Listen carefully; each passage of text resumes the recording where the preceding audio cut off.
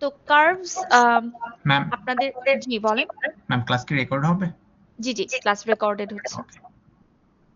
আচ্ছা, সো স্লাইডের শুরুতেই দেখবেন আপনাদের একটা লেকচার ভিডিও লিংক দেয়া আছে। সো এইখানে একটা রেকর্ডিং আর কি আপলোড করা আছে এই লেকচারের উপর। সো চাইলে আপনারা ওটাও ইউজ করতে পারেন, মানে দেখতে পারেন। আর তারপর আমরা শুরু করি।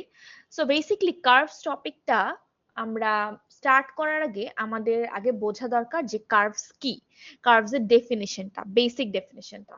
সো কার্ভস আসলে খুব সিম্পল একটা জিনিস। যদি আমি বলি, আমাদের মনে করেন একটা পেন নিলেন আপনি আর একটা পেপার নিলেন।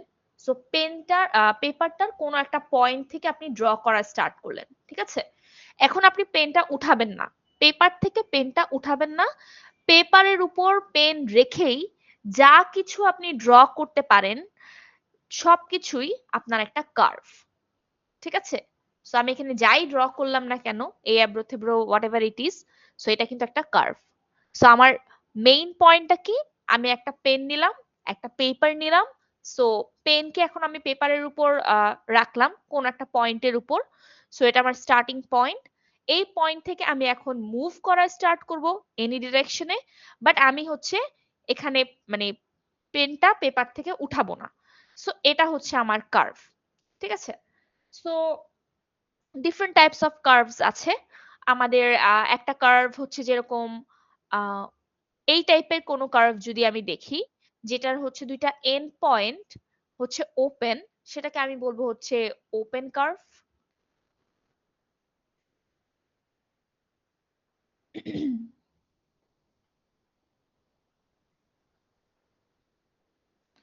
সো যেটা বলছিলাম, সো এই টাইপের কোন একটা কার্ভ যেটার দুইটা পয়েন্ট হচ্ছে আমার এন্ড পয়েন্ট হচ্ছে ওপেন, সেটাকে আমরা বলবো ওপেন কার্ভ। আবার এই টাইপের কোন একটা কার্ভ যেটার কিনা এন্ড পয়েন্ট দুইটা কোনো একটা পয়েন্টে এসে মানে মিলিত হয়েছে, সেটাকে আমরা বলবো হচ্ছে ক্লোজড কার্ভ। অ্যানাদার থিং হচ্ছে, জাস্ট আ সেকেন্ড, একজন এসছে।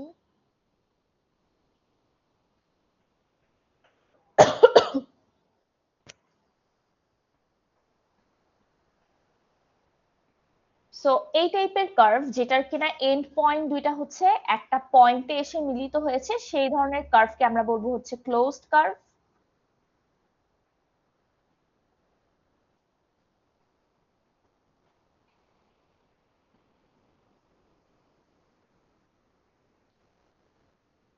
আরেক টাইপের কার্ভ আছে যেটা হচ্ছে, মনে করেন যে আমার কার্ভের একটা এন্ড পয়েন্ট হচ্ছে অন্য, মানে কার্ভের একটা পয়েন্ট অন্য আরেকটা পয়েন্টকে একটা পার্টিকুলার পয়েন্টে হচ্ছে ইন্টারসেক্ট করে ওভারল্যাপ করে যাচ্ছে।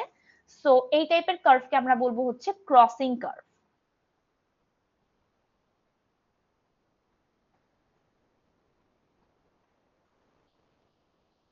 সো আমি যদি ডিফারেন্ট কালার নেই একটু, সো এখানে এই পয়েন্টে যেরকম ক্রস করছে, এই পয়েন্টে ক্রস করছে, এই পয়েন্টে ক্রস করছে। সো এখানে বিভিন্ন পয়েন্টে হচ্ছে কিন্তু ক্রসিং হচ্ছে, সো এটাকে বলতেছি আমরা ক্রসিং কার্ভ। আপনাদের মনে একটা কোয়েশ্চেন আসতে পারে যে কার্ভের ডেফিনেশন ওয়াইজ তাহলে তো আমাদের স্ট্রেইট লাইনও একটা কার্ভ, বিকজ স্ট্রেইট লাইনটাও আমি ড্র করতে পারি একটা পয়েন্ট থেকে স্টার্ট করে একদম পেনকে পেপার থেকে না উঠিয়ে আমি স্ট্রেইট লাইন ড্র করতে পারি। সো স্ট্রেইট লাইনও কিন্তু ওয়ান কাইন্ড অফ কার্ভ, ঠিক আছে? সো আই হোপ কার্ভের ডেফিনেশনটা সবার ক্লিয়ার যে কার্ভ অ্যাকচুয়ালি কি।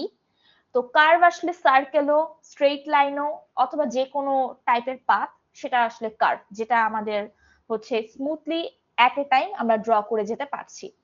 তো এখানে আসলে আপনাদের স্লাইডে কিছু কার্ভের আর কি এক্সাম্পল দেয়া হয়েছে। তো যেরকম একটা রোলার কোস্টারের পাথ, এটাও একটা কার্ভ। তারপরে এখানে কোনো একটা এরিয়ার রোড দেখানো হচ্ছে। সো বেসিক্যালি এটাও একটা কার্ভ, কোনো একটা গেমের সিন দেখানো হচ্ছে। সো কার্ভ আসলে অনেক জায়গায় ইউজ হয় আমাদের রিয়েল লাইফ থেকে শুরু করে ডিজিটাল ওয়ার্ল্ডে কার্ভের আসলে মানে অনেক কন্ট্রিবিউশনস।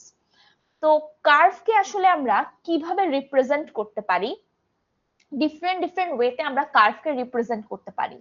তো কার্ভের রিপ্রেজেন্টেশনে যাওয়ার আগে আসলে আরেকটা জিনিস একটু দেখি, এটা হচ্ছে কার্ভ ভার্সেস রিজিয়ন। কার্ভ কি আর রিজিয়ন কি? সো আমি যদি একটা সার্কেল ড্র করি, তো সার্কেলের যে আউটলাইনটা দেখতে পাচ্ছি আমি, এটা অ্যাকচুয়ালি সার্কেল। এটা হচ্ছে কার্ভ, আর ভেতরের যে ক্লোজড পোর্শনটা এটা হচ্ছে আমার মানে ক্লোজড এরিয়াটা এটা হচ্ছে আমার রিজিয়ন। সো বাহিরের যে আউটলাইনটা এটা হচ্ছে একটা কার্ভ, আর ভেতরের যে এরিয়াটা ক্লোজড এরিয়া সেটা হচ্ছে একটা রিজিয়ন। সো এটা হচ্ছে কার্ভ আর রিজিয়নের ডিফারেন্স।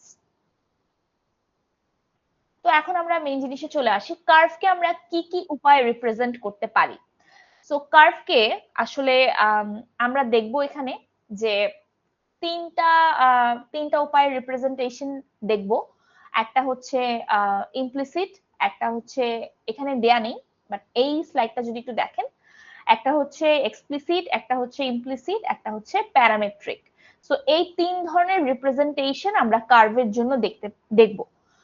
পাশাপাশি দুই ধরনের মানে সেপারেট ওয়েও দেখব কার্ভ ড্র করার, সাবডিভিশন রিপ্রেজেন্টেশন, প্রসিডিউরাল রিপ্রেজেন্টেশন, এটা এই দুটাও আমরা দেখব। সো মোটামুটি এইগুলো আমরা কভার করব। তো আমরা আসলে আস্তে আস্তে ডেপথে যাব যে কিভাবে কার্ভ ড্র করা যায়, বা কি কি মানে ওয়েজ ফলো করতে হয় এন্ড এভরিথিং।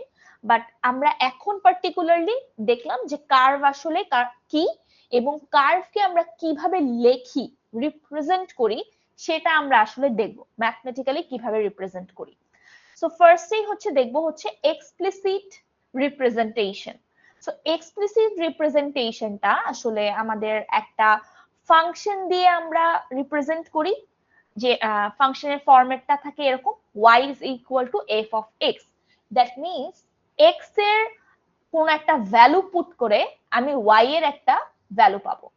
সো যেমন এখানে এক্সাম্পল হিসেবে আমরা এই ফাংশনটাকে দেখতে পারি y is equal to x square. So এখানে আসলে আমি লেটস সে x এর জন্য 2 দিলাম, আর y তে আমি পাচ্ছি কি 4 পাচ্ছি। সো এটা আমার কার্ভের একটা পয়েন্ট। এরকম করে আমি প্রতিটা x এর ভ্যালুর জন্য ডিফারেন্ট ডিফারেন্ট পয়েন্ট জেনারেট করে দেন আমি আমার কার্ভটা পেয়ে যাব। So y is equal to mx plus b, এটাও একটা এক্সপ্লিসিট রিপ্রেজেন্টেশন। সো এভাবে করে এক্সপ্লিসিট রিপ্রেজেন্টেশনটা আমরা করতে পারি। এখন এই এক্সপ্লিসিট রিপ্রেজেন্টেশনটা আমার আসলে কম্পিউটার গ্রাফিক্সে খুব বেশি ইউজ না। তার রিজন হচ্ছে এক্সপ্লিসিট রিপ্রেজেন্টেশনের কিছু ড্রব্যাকস আছে। কি ড্রব্যাকস? এক্সপ্লিসিট রিপ্রেজেন্টেশনটা আমার সিঙ্গেল ভ্যালুড ফাংশনকেই শুধু হ্যান্ডেল করতে পারে, মাল্টি ভ্যালুড ফাংশনকে হ্যান্ডেল করতে পারে না। তো what is single valued function and what is multi valued function? So এই যে আমি আমার লেটস সে এই ফাংশনটাকে যদি একটু দেখি, এখানে আমি x এর জন্য একটা ভ্যালু দিচ্ছি 2, আমি y এ একটা ভ্যালু পাচ্ছি 4। সো আমার একটা x এর জন্য একটাই y এর ভ্যালু আসতেছে। একটা x এর জন্য যখন একটা y এর ভ্যালু আসবে সেটাকে আমরা বলবো হচ্ছে সিঙ্গেল ভ্যালুড ফাংশন। যদি আমার এরকম হতো যে এখানে আমি x এর ভ্যালু একটা দিচ্ছি বাট y এর ভ্যালু আমার দুইটা আসতে পারে। সো আমি যদি খেয়াল করি যে এই ধরনের ফাংশন যদি থাকে, এখানে যদি আমি আসলে y কে এপাশে নিয়ে যাই, এটা কি আমাদের একটা সার্কেলের ফাংশন না, সার্কেলের ইকুয়েশন। সো এটাকে যদি আমি একটু অর্গানাইজ করে এভাবে y টাকে এপাশে লিখি তাহলে আসলে আমাদের এরকম একটা ইকুয়েশন আসে, যেটা হচ্ছে আমার r square minus x square মনে হয়। আচ্ছা, সো আমার এই ধরনের ফাংশনের ক্ষেত্রে কি হবে, প্লাস মাইনাস। সো একটা আমি প্লাস ভ্যালু পাচ্ছি, একটা আমি মাইনাস ভ্যালু পাচ্ছি। এই সেম এক্স এখানে পুট করব, হয়তো আর এক্স এর ভ্যালু পুট করব। সো আমার আসলে এই মানে ওয়াই এর ভ্যালু আসবে হচ্ছে একটা এক্স এর জন্য, আমার ওয়াই এর ভ্যালু আসবে হচ্ছে দুইটা, একটা হচ্ছে আমার প্লাস, একটা হচ্ছে আমার মাইনাস। সো এই ধরনের যে ফাংশন গুলো আছে, এই ফাংশন গুলোকে হচ্ছে এই এক্সপ্লিসিট রিপ্রেজেন্টেশন হ্যান্ডেল করতে পারে না। সো এক্সপ্লিসিট রিপ্রেজেন্টেশন শুধু হচ্ছে সিঙ্গেল ভ্যালুড ফাংশনকেই হ্যান্ডেল করতে পারে, কোনো মাল্টি ভ্যালুড ফাংশনকে হ্যান্ডেল করতে পারে না। দ্যাট মিনস প্রতিটা এক্স এর জন্য একটা করে ওয়াই এর ভ্যালু আসবে, একটা এক্স এর ভ্যালুর জন্য একটা ওয়াই এর ভ্যালু আসবে, একটা এক্স এর জন্য কখনোই দুইটা ভ্যালু আসবে না বা মাল্টিপল ভ্যালুজ আসবে না। সো এটা ছিল ওর ফার্স্ট ড্রব্যাক, যে ও মাল্টি ভ্যালুড ফাংশনকে হ্যান্ডেল করতে পারে না। ওর সেকেন্ড ড্রব্যাক হচ্ছে আমি যদি ওকে এই টাইপের কোনো একটা ইকুয়েশন দেই যেখানে হয়তো মানে ভার্টিক্যাল লাইনের ইকুয়েশন, যে x is equal to 10 বা x is equal two d, যেখানে d হচ্ছে একটা কনস্ট্যান্ট ভ্যালু। সো আমার খেয়াল করে দেখেন এই টাইপের লাইনগুলো আমার কিরকম হয়, x ইজ ইকুয়াল টু 10 মানে হচ্ছে এই ধরনের কোনো একটা লাইন আসলো, বা না সরি, তো x ইজ ইকুয়াল টু 10 মানে হচ্ছে আমার এরকম একটা ভার্টিক্যাল কোনো একটা লাইন আসলো, ঠিক আছে। সো এখানে যদি খেয়াল করে দেখি x এর একটা ভ্যালুর জন্য y এর কিন্তু আমি অনেকগুলো ভ্যালু পাচ্ছি। সো অ্যাগেইন এই টাইপের ভার্টিক্যাল লাইনগুলোকেও ও হ্যান্ডেল করতে পারে না, বিকজ ও শুধু সিঙ্গেল ভ্যালুড ফাংশনই হ্যান্ডেল করতে পারে। তো এই ছিল এক্সপ্লিসিট রিপ্রেজেন্টেশনের আমার ড্রব্যাকস, যার কারণে হচ্ছে এক্সপ্লিসিট রিপ্রেজেন্টেশনটা কম্পিউটার গ্রাফিক্সে অত বেশি ইউজড না।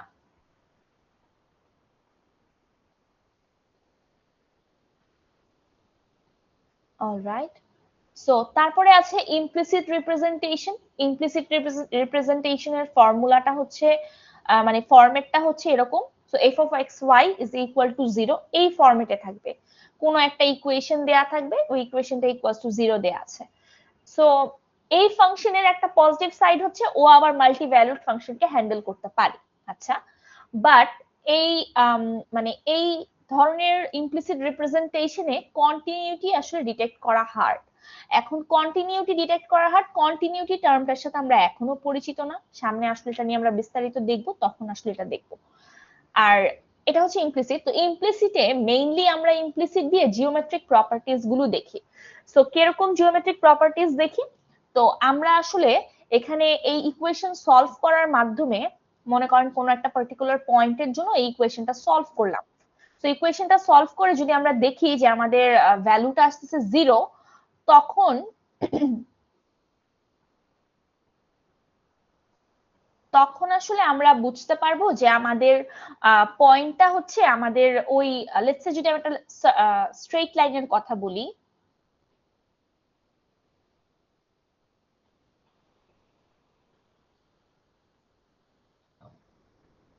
তো এখানে আসলে আমি ইকুয়েশনটা সলভ করে যদি দেখি যে আমার ভ্যালু হচ্ছে 0, তাহলে কোন একটা পয়েন্টের জন্য পার্টিকুলারলি সলভ করছি, যদি দেখি যে ভ্যালু হচ্ছে 0, তখন আসলে আমি বুঝবো যে আমার যে পয়েন্টটা, ওই পয়েন্টটা আসলে এই স্ট্রেট লাইনের উপরেই আছে, উপরে কোনো একটা পয়েন্ট।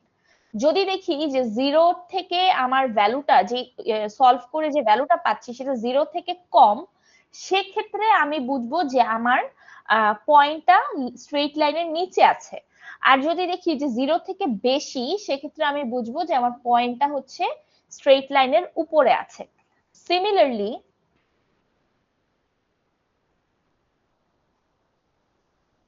আচ্ছা, সো সিমিলারলি যদি আমি এটা সার্কেলের জন্য সলভ করতাম, তাহলে আমি আসলে দেখতাম যে আমার যদি সলভ করার পরে ভ্যালুটা 0 আসে, তার মানে আমার ওই পয়েন্টটা সার্কেলের উপরের কোনো একটা পয়েন্ট। যদি দেখি যে 0 থেকে বড় আসে, তখন বুঝবো সার্কেলের বাইরে কোনো একটা পয়েন্ট। যদি দেখি 0 থেকে কম আসতেছে ভ্যালু, তখন বুঝবো সার্কেলের ভেতরে কোনো একটা পয়েন্ট। সো এরকম প্রপার্টিজ গুলো আমরা আসলে ইমপ্লিসিট রিপ্রেজেন্টেশন দিয়ে আমরা বের করতে পারি। বাট ইমপ্লিসিট রিপ্রেজেন্টেশন দিয়ে কার্ভ জেনারেট করা একটু টাফ। সো ইমপ্লিসিট রিপ্রেজেন্টেশনটাও আমাদের ড্রয়িং এর বেলায় ইউজ হয় না। তারপরে আমরা রিপ্রেজেন্টেশন যেটা দেখবো সেটা হচ্ছে প্যারামেট্রিক রিপ্রেজেন্টেশন। সো প্যারামেট্রিক রিপ্রেজেন্টেশনটাই হচ্ছে আমাদের মেইনলি ড্রয়িং এর জন্য ইউজফুল, এবং আমরা এটা দিয়েই ড্রয়িং করব এবং সামনে আমরা দেখব। আচ্ছা, সো এখানে এটার ফরম্যাট থাকে হচ্ছে x, y is equal two x of t, y of t। মানে কি? মানে হচ্ছে আমার দুইটা ফাংশন দেয়া থাকবে, x এর জন্য একটা, y এর জন্য একটা, এবং ফাংশনটা দেয়া থাকবে t প্যারামিটারের উপর। সো একটা প্যারামিটার থাকবে t। সো আমরা যদি সামনে আমরা আসলে দেখবো প্যারামিটার নিয়ে আরো জিনিসপত্র দেখবো। সো প্যারামেট্রিক, আমরা এর আগেও হচ্ছে প্যারামেট্রিক ইকুয়েশন দেখে আসছি সাইরাস বেক অ্যালগরিদমে। তো আপনাদের যদি মনে থাকে যে আমরা এই কনসেপ্টটা খুব বেশি ইউজ করেছিলাম, যে আমাদের পি নট একটা পয়েন্ট ছিল, পি ওয়ান একটা পয়েন্ট ছিল। সো আমাদের টি একটা প্যারামিটার ছিল। টি হচ্ছে বুঝাতো যে পার্টিকুলারলি আমার লেটস একটা পয়েন্ট এখানে আমি জেনারেট করলাম। সো টি হচ্ছে বুঝাচ্ছে এই পয়েন্টটা আমার পার্টিকুলারলি এখন কোথায় আছে। তো টি ইজ ইকুয়াল টু 0 মানে আমি আসলে পি 0 পয়েন্টটাকে পেতাম, আর টি ইকুয়ালস টু 1 মানে আমি পেতাম হচ্ছে P1 পয়েন্টটাকে। আপনাদের যদি মনে থাকে সাইরাস বেগ অ্যালগরিদমে আমরা এই প্যারামেট্রিক ইকুয়েশন নিয়ে ডিটেইলসে দেখেছিলাম। সো এখানে আমার টি এর ভ্যালু কত হবে? একদম মাঝামাঝি হবে, টি এর ভ্যালু 0.5। সো টি এর ভ্যালু কিন্তু আমার পজিশনকে ডিফাইন করতেছে, বা আমি কোন পজিশনে আছি সেটা কিন্তু টি এর ভ্যালুটা আমাকে বলে দিচ্ছে।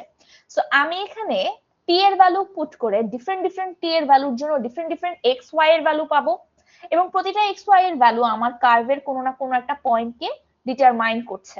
সো প্যারামেট্রিক ইকুয়েশনটা আসলে কাজ করে এভাবে। সো এখানে এক্স কমা ওয়াই, এখানে একটা ফাংশন দেয়া আছে cos t sin t। So এখানে মনে করেন টি এর প্রতিটা ভ্যালুর জন্য আমি ডিফারেন্ট এক্স ডিফারেন্ট ওয়াই পাবো। সো আমার ডিফারেন্ট পয়েন্টস জেনারেট হবে। সো প্যারামেট্রিক ইকুয়েশন দিয়ে আমি এইভাবে করে পয়েন্টস জেনারেট করতে পারি আমার কার্ভের জন্য। সো প্যারামেট্রিক ইকুয়েশন রিপ্রেজেন্টেশনটা আমরা সামনে আরো ফার্দার দেখবো। এটার যে ড্রব্যাক হচ্ছে একটাই, সেটা হচ্ছে একটা এক্সট্রা ভ্যারিয়েবল আমাকে ইউজ করতে হচ্ছে, which is t। সো টিটাকে আমার ইউজ করতে হচ্ছে, এটা একটা ড্রব্যাক। আর সেকেন্ড আর কোনো ড্রব্যাক নেই আসলে। আরেকটা হচ্ছে আমার প্লাস পয়েন্ট, সেটা হচ্ছে যে প্যারামেট্রিক ইকুয়েশনটা স্পেসিফাই করা ইজি, সিন্স আমি হচ্ছে এখানে খুব সুন্দরভাবে একটা ফাংশন দিয়ে দিচ্ছি টি এর ভ্যালুর উপর ডিপেন্ড করে, যেখানে আমি টি এর ভ্যালু বসিয়ে হচ্ছে ডিফারেন্ট পয়েন্ট বের করতে পারবো। সো এটা স্পেসিফাই করা ইজি, মডিফাই করা ইজি, কন্ট্রোল করাও ইজি। সো কন্ট্রোল করা কেন ইজি এটাও আসলে আমরা সামনে দেখতে পারবো। যদি এখানে একটু খেয়াল করেন কন্ট্রোল করা কেন ইজি, কিন্তু টি এর ভ্যালুকে আমি চেঞ্জ করে আমি কিন্তু আমার ডিরেকশনস এন্ড এভরিথিং অনেক কিছু কন্ট্রোল করতে পারি। সো এটা আসলে আমরা সামনে আরো ডিটেইলস দেখবো যে কিভাবে এটা কাজ করে। সো যাই হোক, সো এটা হচ্ছে আমাদের মেইন যে রিপ্রেজেন্টেশন তিনটা কিভাবে কাজ করে, সেই তিনটা রিপ্রেজেন্টেশন দেখতে আসলে কেমন সেটা আমরা এখানে দেখলাম। সো তারপরে হচ্ছে আমরা এখন রিপ্রেজেন্টেশন গুলোর একটু ডিটেইলসে বলা হয়েছে, যেগুলো আমি অলরেডি ডিসকাস করে ফেললাম। সো আমাদের কার্ভ এক্সপ্লিসিট রিপ্রেজেন্টেশনে, সো এখানে 2D এর জন্য আমার এরকম ফরম্যাটে থাকে, 3D এর জন্য আমার হচ্ছে দুইটা ফাংশন থাকবে এক্স এর, একটাতে আমি হচ্ছে এফ অফ এক্স, মনে করেন এফ অফ এক্স এর জন্য মানে এফ অফ এক্স এ আমি এক্স এর ভ্যালু বসিয়ে ওয়াই পাচ্ছি, আর জি অফ এক্স এ আমি এক্স এর ভ্যালু বসিয়ে জেড পাচ্ছি। সো এক্স এর ভ্যালু বসিয়ে আমি একটা ওয়াই পাবো আর একটা জেড পাবো। আর 3D তে আমি হচ্ছে সারফেস যদি হয়, সো এখানে হচ্ছে আমাদের এফ এক্স ওয়াই, মানে এটা মেইনলি মানেটা হচ্ছে যে আমি এক্স ওয়াই প্লেনের প্রতিটা পয়েন্টের জন্য আমি হচ্ছে জেড এর একটা ভ্যালু পাবো। সো তার মানে কি, ডেফিনেটলি এখানে আমাকে একটা ফাংশন দেয়া থাকবে যেটা এক্স আর ওয়াই রিলেটেড ফাংশন। সো আমি হচ্ছে যদি এক্স আর ওয়াই এর ভ্যালু ওই ফাংশনটাতে পুট করি, তাহলে আমি জেড এর একটা ভ্যালু পাবো। সো প্রতিটা এক্স ওয়াই ভ্যালুর জন্য আমি হচ্ছে একটা করে জেড ভ্যালু পাচ্ছি। প্রবলেমস কি, এগুলো আমরা আগেই ডিসকাস করে ফেলেছি। কম্পিউটার গ্রাফিক্সে খুব রেয়ারলি ইউজড, এটাও আগেই ডিসকাস করা হয়েছে।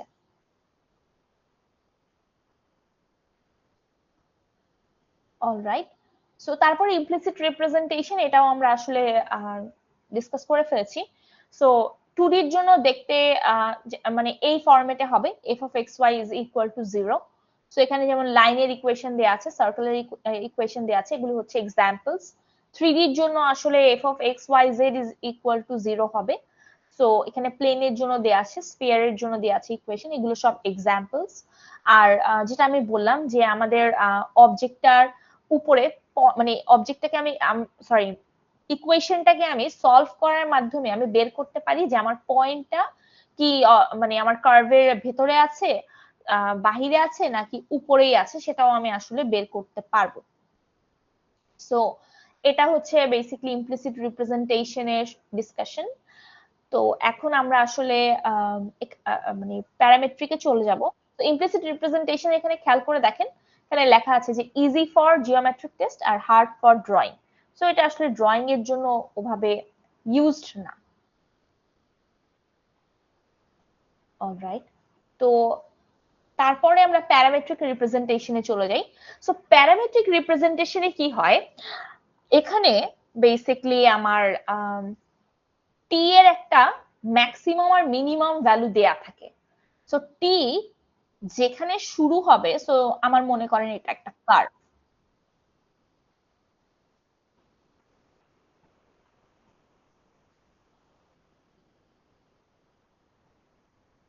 এটা একটা কার্ভ মনে করেন। সো এখানে আমার এটা হচ্ছে p0, এটা হচ্ছে p1 মনে করেন। সো আমার টি এর ভ্যালুটা মিনিমাম মানে হচ্ছে লেটস সে 0 আর ম্যাক্সিমাম হচ্ছে 1।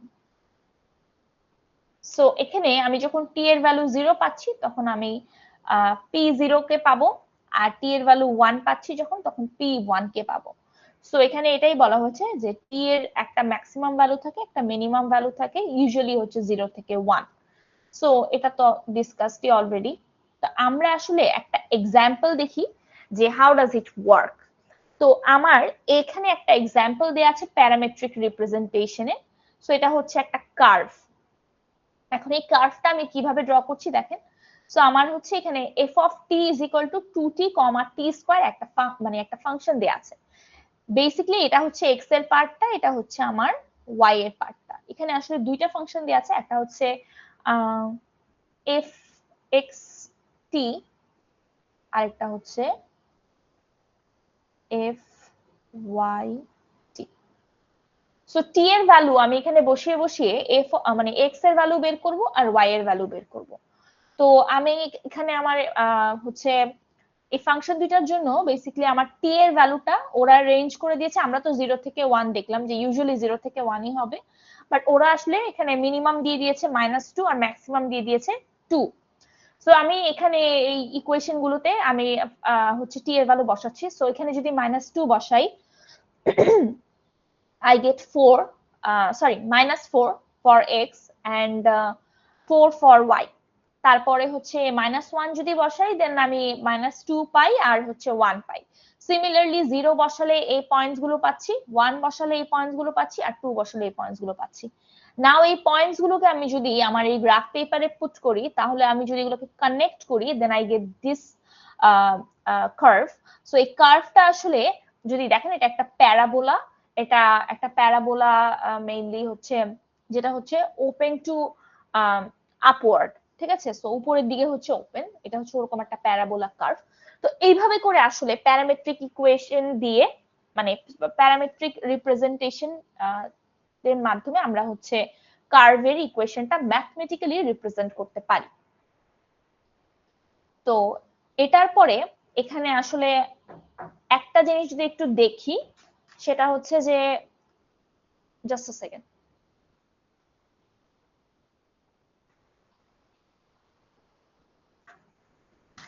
Hello, am I audible? Yes, ma'am. আচ্ছা, ঠিক আছে। সো এখানে আসলে আমরা যদি আরেকটা জিনিস দেখি, আমরা তো প্যারামেট্রিক মানে ফর্ম অফ কার্ভস নিয়ে অনেক কিছু দেখতেছি। এখন আমাদের এই প্যারামেট্রিক কার্ভের আরেকটা জিনিস আমাদের দেখতে হবে, সেটা হচ্ছে ভেলোসিটি, যেটা আমরা খুব বেশি সামনে ইউজ করব।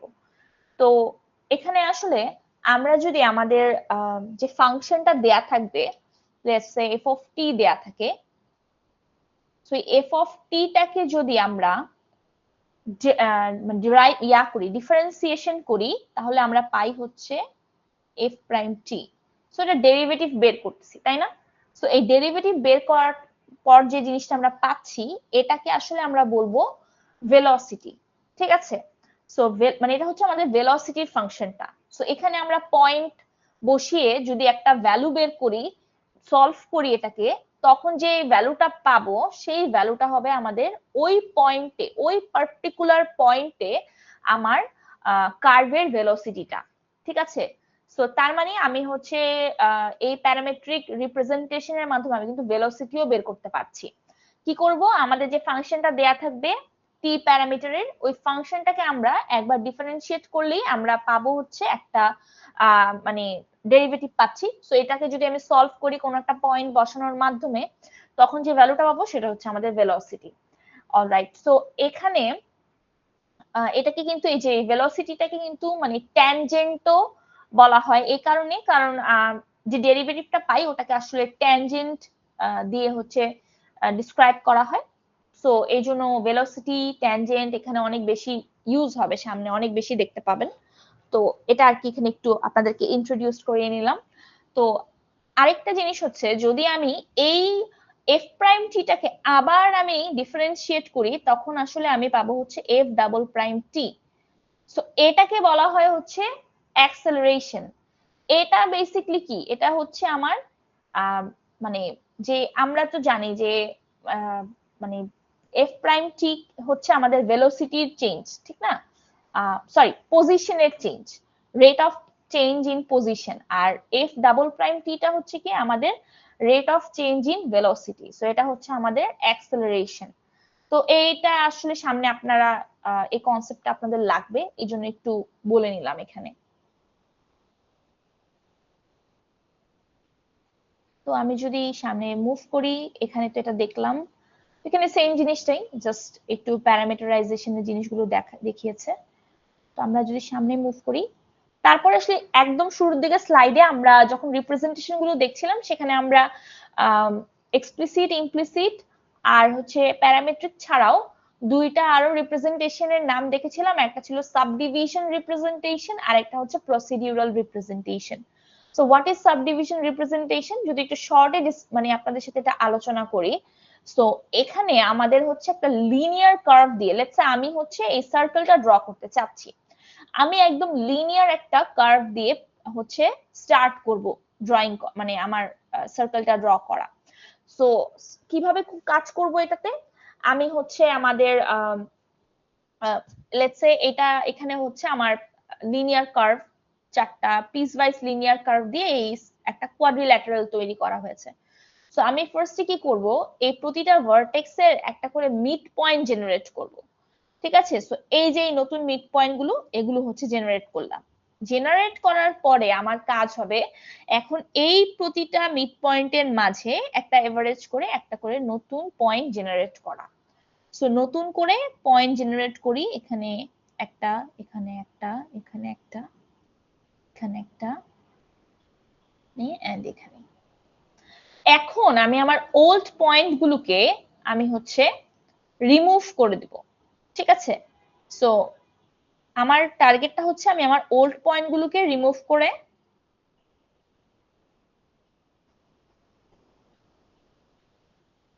এখানে একটু ইরেজ করি। সো ওল্ড পয়েন্ট গুলোকে যদি আমি এখানে রিমুভ করে দেই, এখন আমি আমার যে নিউ পয়েন্ট গুলো আছে সেগুলোকে কানেক্ট যদি করি, দেখেন আমি কিন্তু মোটামুটি একটা শেপে চলে আসতেছি অলরেডি। আগেটা ছিল কোয়াড্রিল্যাটারাল, এখন কিন্তু বেশ একটা মানে মোটামুটি এই শেপটাতে আমরা চলে আসছি। এখন এই কাজটা, এই সেম কাজটা আমি আবার এটার উপর করব। তার মানে কি, প্রতিটার জন্য আবার হচ্ছে এখানে মিড পয়েন্ট জেনারেট করব। মিড পয়েন্ট জেনারেট করার পরে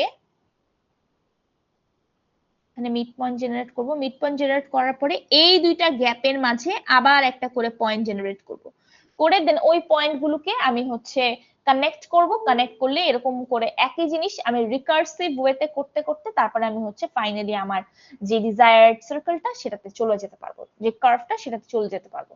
সো এইটাকে বলা হয় সাবডিভিশন প্রসিজার। সাবডিভিশন প্রসিজারে কি হয়, আমার একই জিনিস আমি বারবার করছি, মিড পয়েন্ট বের করতেছি, মিড পয়েন্ট বের করার পরে আমি হচ্ছে মানে স্প্লিট করে ফেলতেছি, এভারেজ করতেছি, করে হচ্ছে যখন আমি অ্যাড করতেছি এগুলোকে, তখন আবার আমি হচ্ছে নতুন একটা কানেকশন, মানে নতুন একটা ইয়ে পাচ্ছি, কার্ভ পাচ্ছি। তারপর এরকম করে সেম জিনিসটা যখন আবার করব, তখন এরকম করে ফাইনালি আর কি আমি একটা আমার ডিজায়ার্ড যে কার্ভটা সেটাতে যেতে পারবো।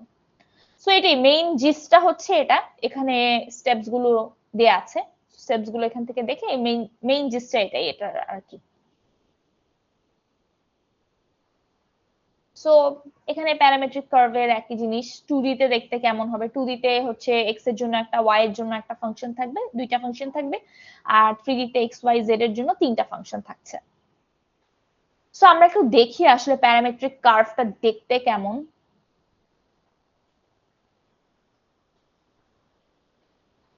সো দেখতে তো আসলে নর্মাল কার্ভের মতোই, বাট এটা একটু ইয়ে হচ্ছে, আমরা এইটা যদি একটু দেখে আসি।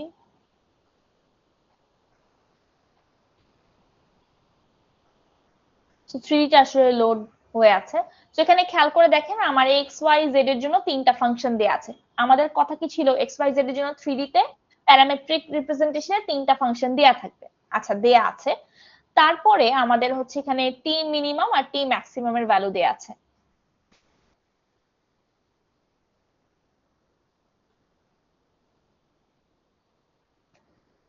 সো এখানে টি মিনিমাম আর টি ম্যাক্সিমামের ভ্যালু দেয়া আছে। তারপরে দেখেন আমার টি মিনিমামটা হচ্ছে 0, তার মানে 0 থেকে শুরু হচ্ছে। যখন এখানে থাকবে তখন বেসিক্যালি 0 থেকে শুরু হচ্ছে,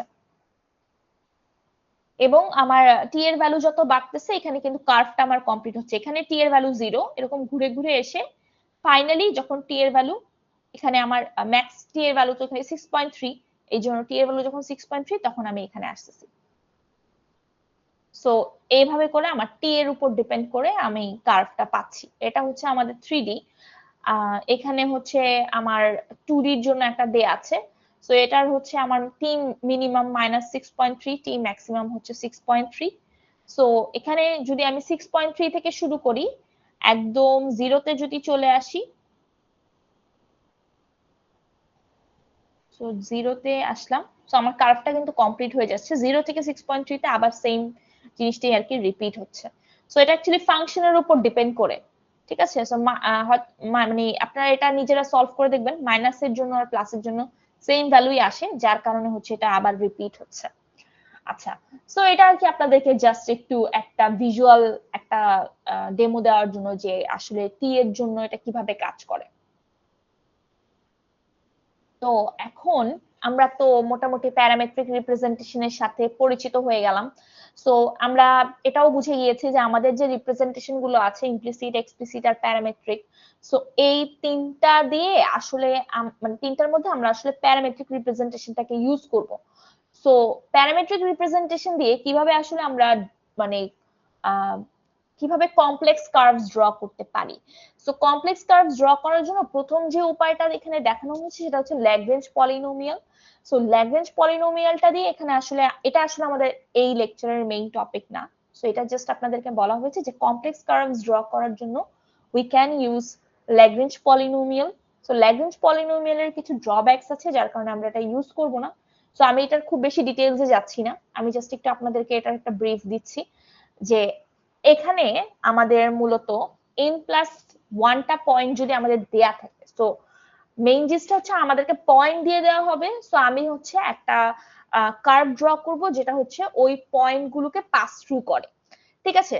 সো আমার ল্যাগ্রেঞ্জ পলিনোমিয়ালের যদি আপনারা এটা অন্য কোর্সে পড়ে আসছেন, ল্যাগ্রেঞ্জ পলিনোমিয়ালের মেইন যে ফর্মুলাটা এটা হচ্ছে এটা।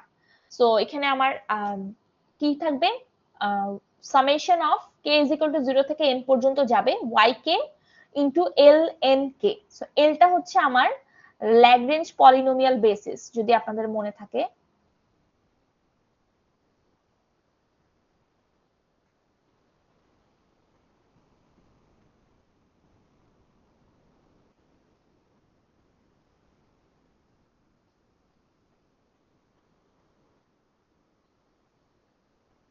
সো এটা হচ্ছে ল্যাগ্রেঞ্জ পলিনোমিয়াল বেসিস। সো এটাকে আসলে যদি আমি একটু এক্সপ্যান্ড করে লিখি, তো মনে করেন আমার ইকুয়েশনটা কিরকম দাঁড়াবে। সো এখানে আমি আসলে পাবো হচ্ছে y0 দেন হচ্ছে l মানে y0 into ln0 plus y1 ln1 আবার প্লাস y2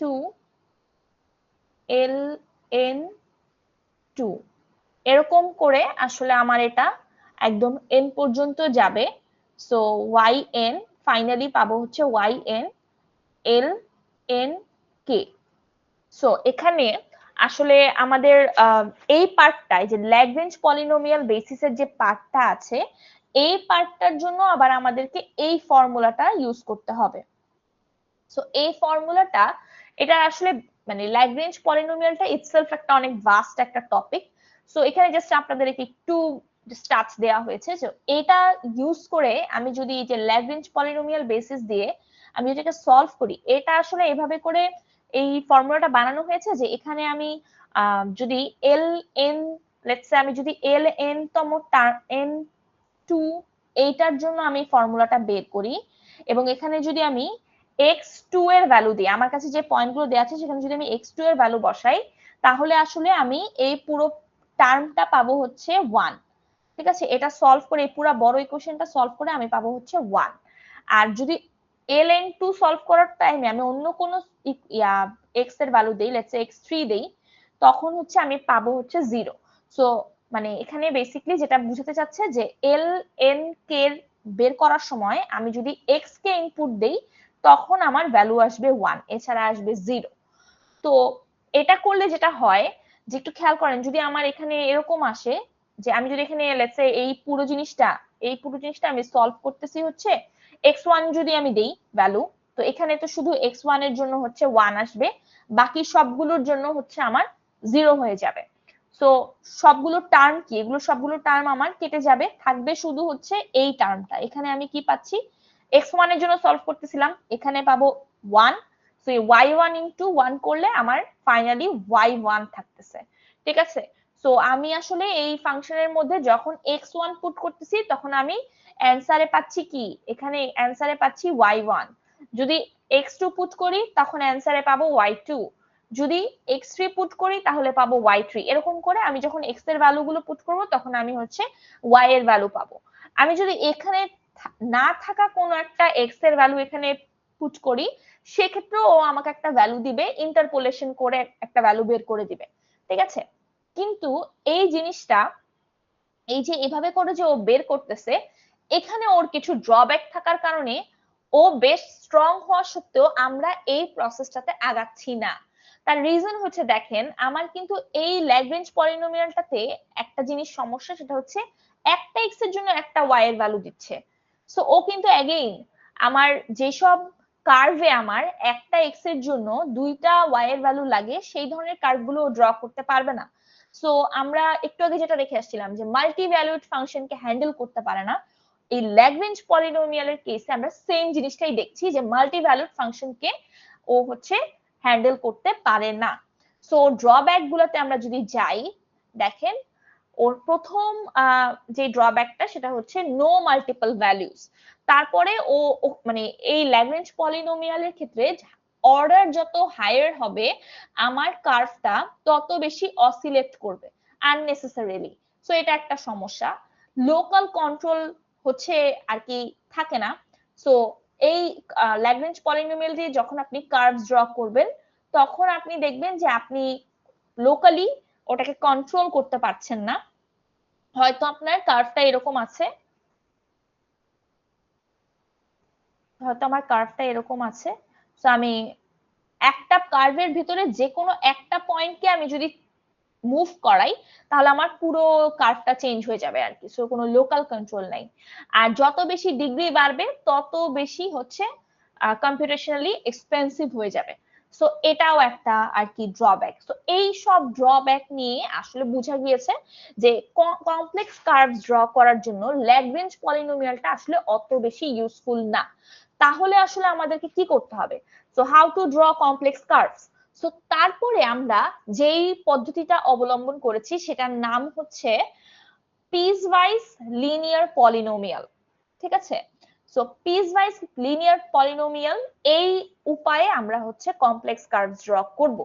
সো এটার মেইন জিসটা আমি একটু বলে দিই। এটার মেইন জিসটা হচ্ছে আমরা এখন আর একটা কার্ভকে এট এ টাইম ড্র করার চেষ্টা করব না, একটা কার্ভকে আমরা মাল্টিপল সেগমেন্টসে ভাগ করে ফেলবো।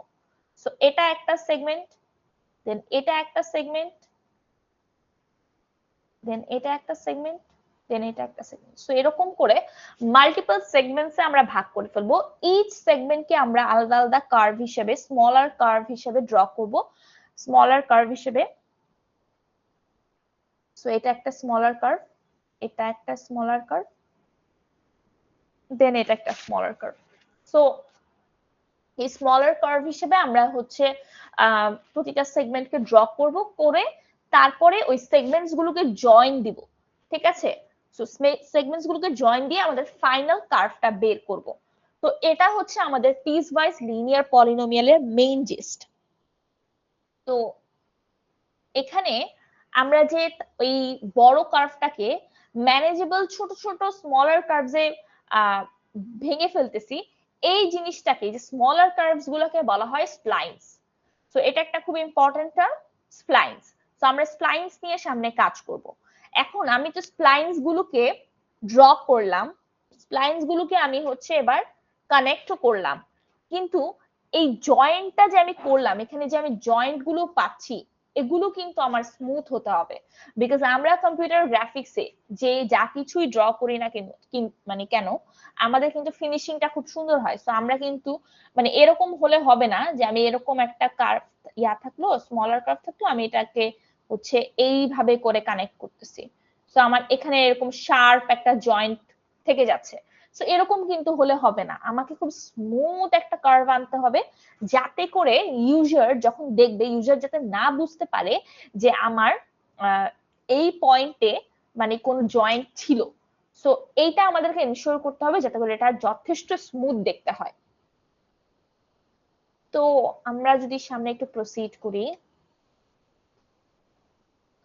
তো আমাদের পিস ওয়াইজ লিনিয়ার পলিনোমিয়াল কিভাবে কাজ করে সেটা তো আসলে বললাম। তো আমরা ল্যাগ্রেঞ্জ পলিনোমিয়ালের প্রবলেমগুলো থেকে ওভারকাম করার জন্য আমরা হচ্ছে piece wise linear polynomial use করছি। সো এখানেও আমাদেরকে পয়েন্টস দেয়া আছে। মনে করেন আমাকে হচ্ছে কারেন্টলি 6টা পয়েন্ট দিয়ে বলা হলো P0 থেকে P6, 6টা তো না, সেক্ষেত্রে হচ্ছে আমার কয়টা পয়েন্ট, 7টা পয়েন্ট। সো আমাকে 7টা পয়েন্ট দিয়ে বলা হলো যে P0 থেকে P6 পয়েন্ট দিয়ে বলা হলো যে তুমি একটা কার্ভ ড্র করো। সো আমার কাজ হবে, আমি হচ্ছে এই পয়েন্টগুলোকে 4টা পয়েন্টের গ্রুপে ভাগ করব এবং ওভারল্যাপিং সিকোয়েন্সে। ওভারল্যাপিং সিকোয়েন্স মানে কি, প্রথমত P0, P1, P2, P3, এই 4টাকে আমি একটা গ্রুপে ভাগ করলাম। তার মানে এটা হচ্ছে আমার প্রথম স্প্লাইন, ঠিক আছে? সো স্প্লাইন 1 এটা। তারপরে আমার মনে করেন ওভারল্যাপিং সিকোয়েন্স মানে কি, ওর যে এন্ড পয়েন্ট ছিল ওটা আমার এখন স্টার্টিং পয়েন্ট হবে। P3, P4, P5, P6, এই যে 4টা করে আমি পয়েন্টে ভাগ করলাম, S1 পেলাম, S2 পেলাম। এবার ওদেরকে জয়েন্ট করে দিব। সাফিসিয়েন্টলি স্মুথ হতে হবে জয়েন্টটা, সো দ্যাট মানে দেখলে বোঝাই না যায় ওখানে কোনো জয়েন্ট ছিল। এখন এই যে 4টা করে গ্রুপে ভাগ করছি, বেসিক্যালি আমরা থার্ড ডিগ্রি পলিনোমিয়াল নিয়ে কাজ করতেছি, ঠিক আছে? সো আমাদের পিসওয়াইজ লিনিয়ার পলিনোমিয়ালে আমরা আসলে থার্ড ডিগ্রি পলিনোমিয়াল ইউজ করব। So third degree polynomial use করে আমরা যে প্রসেসে কার্ভটা ড্র করব, সেটা হচ্ছে, সেই প্রসেসটার নাম হচ্ছে বেজিয়ার কার্ভ, বা যে কার্ভগুলো ড্র করব ওটার নাম হচ্ছে বেজিয়ার কার্ভ।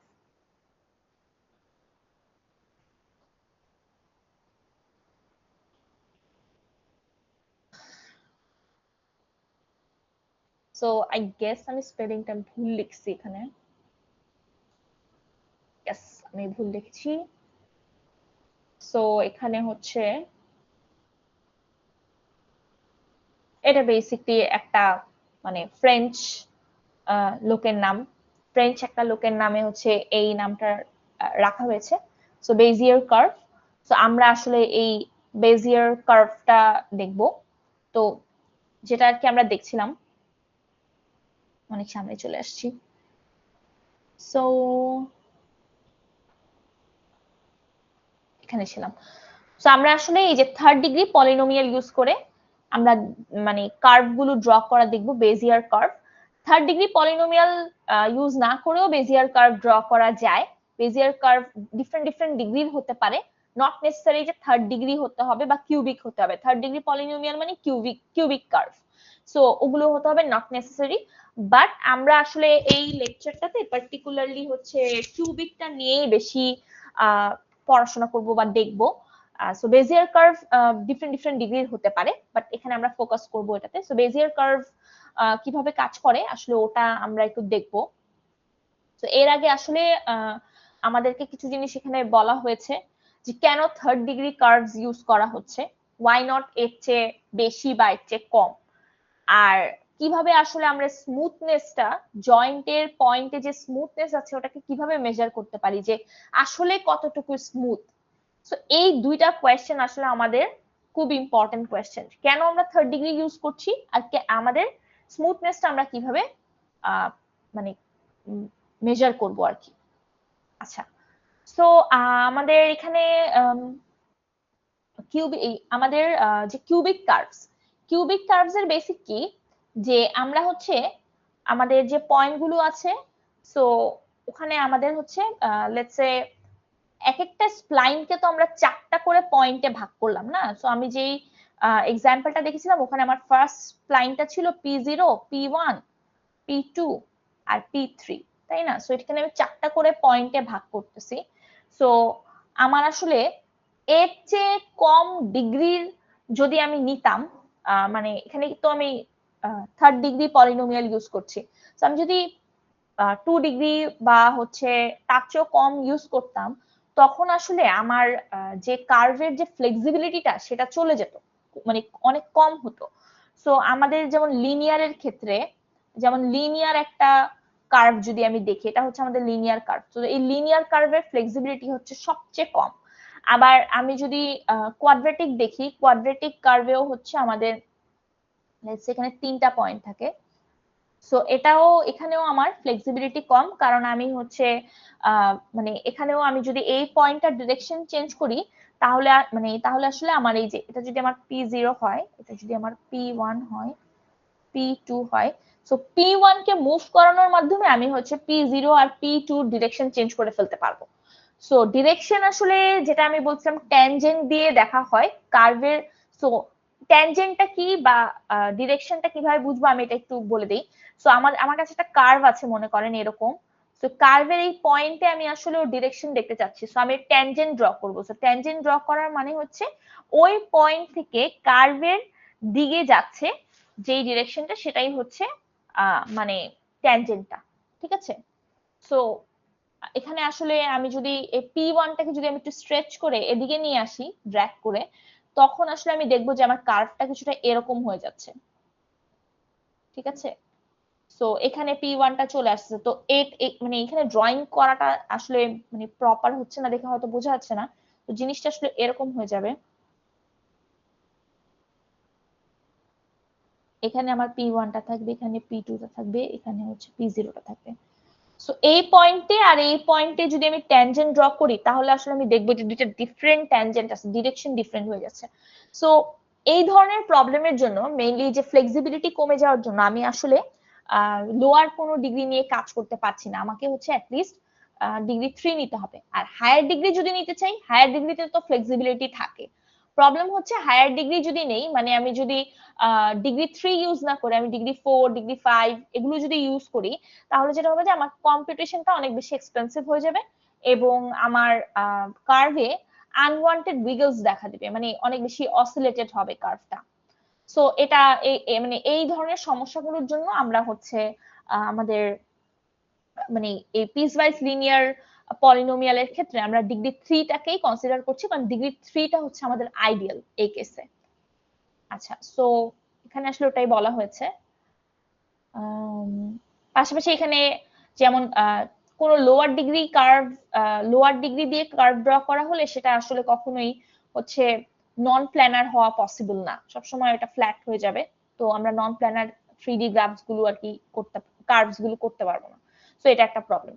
তো এখানে আসলে আমরা যেটা বুঝলাম যে কেন আমাদের থার্ড ডিগ্রি কার্ভই ইউজ করতে হলো, অন্য কোনো ডিগ্রি কার্ভ আমরা মানে ইউজ কেন করতে পারছি না, এটা একটা বুঝলাম। আর এখন সেকেন্ড যে কোয়েশ্চেনটা ছিল যে কেন জয়েন্ট পয়েন্টে মানে কিভাবে জয়েন্ট পয়েন্টের স্মুথনেসটা মেজার করব, সো এটাও দেখবো। সো এই জয়েন্ট পয়েন্টের স্মুথনেস মেজার করার জন্য যে জিনিসটা এখানে ইউজ করব বা যে কনসেপ্টটা এখানে ইউজ করব সেটা হচ্ছে কন্টিনিউটি। সো কন্টিনিউটি হচ্ছে স্মুথনেস এর ফর্মাল নেম। সো আমি তো এই জিনিসগুলো এখানে জয়েন্ট করলাম, এই স্প্লাইনস গুলোকে এখানে একটা লেটস সে এটা একটা এ স্প্লাইনস, এটা একটা বি স্প্লাইন। সো এ স্প্লাইন একটা, বি স্প্লাইন একটা, ওদেরকে আমি এই পয়েন্টে জয়েন দিলাম। আবার বি একটা স্প্লাইন আর হচ্ছে সি একটা স্প্লাইন, এই পয়েন্টে জয়েন দিচ্ছি। সি কে আর ডি কে এই পয়েন্টে জয়েন দিচ্ছি। সো জয়েন দিয়ে আমি হচ্ছে কার্ভটা বানাচ্ছি, তাই না? তো এখানে আবার আমার এই ছোট ছোট প্রতিটা কার্ভ হচ্ছে আমার এক একটা কিউবিক কার্ভ। তো হ্যাঁ, এখানে আমি যেটা করতেছি যে এই জয়েন্টের মধ্যে আমার কিন্তু স্মুথ হওয়া লাগবে। সো এই স্মুথনেসটাকে আমি হচ্ছে ইনশিওর করব কন্টিনিউটির মাধ্যমে। সো এখানে কন্টিনিউটি হচ্ছে আমার কয়েক ধরনের হয়, এর মধ্যে পজিশনাল কন্টিনিউটিটা একটা। পজিশনাল কন্টিনিউটি মানে কি, এই যে আমার দুইটা মানে স্প্লাইন আছে, সেগমেন্ট আছে এখানে, সো এই দুইটার মাঝে কোনো গ্যাপ থাকা যাবে না।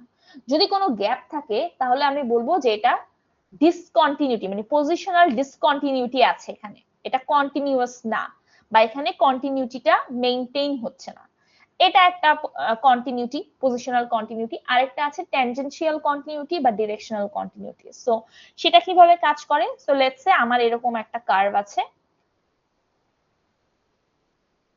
তার পরের কার্ভটা এরকম। হ্যালো, রফ কিছু বলবেন?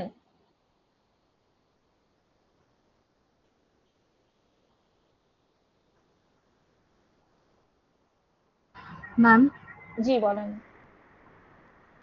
আমার 8টা থেকে আরেকটা ক্লাস ছিল, সো আমি কি অ্যাটেন্ডেন্সটা দিতে পারবো? আচ্ছা, আমি একটু অ্যাটেন্ডেন্সটা একটা কাজ করেন, আপনি চ্যাট বক্সে দিয়ে যান। আমার আইডিটা লেখা যাবে? জি। Okay ma'am, thank you.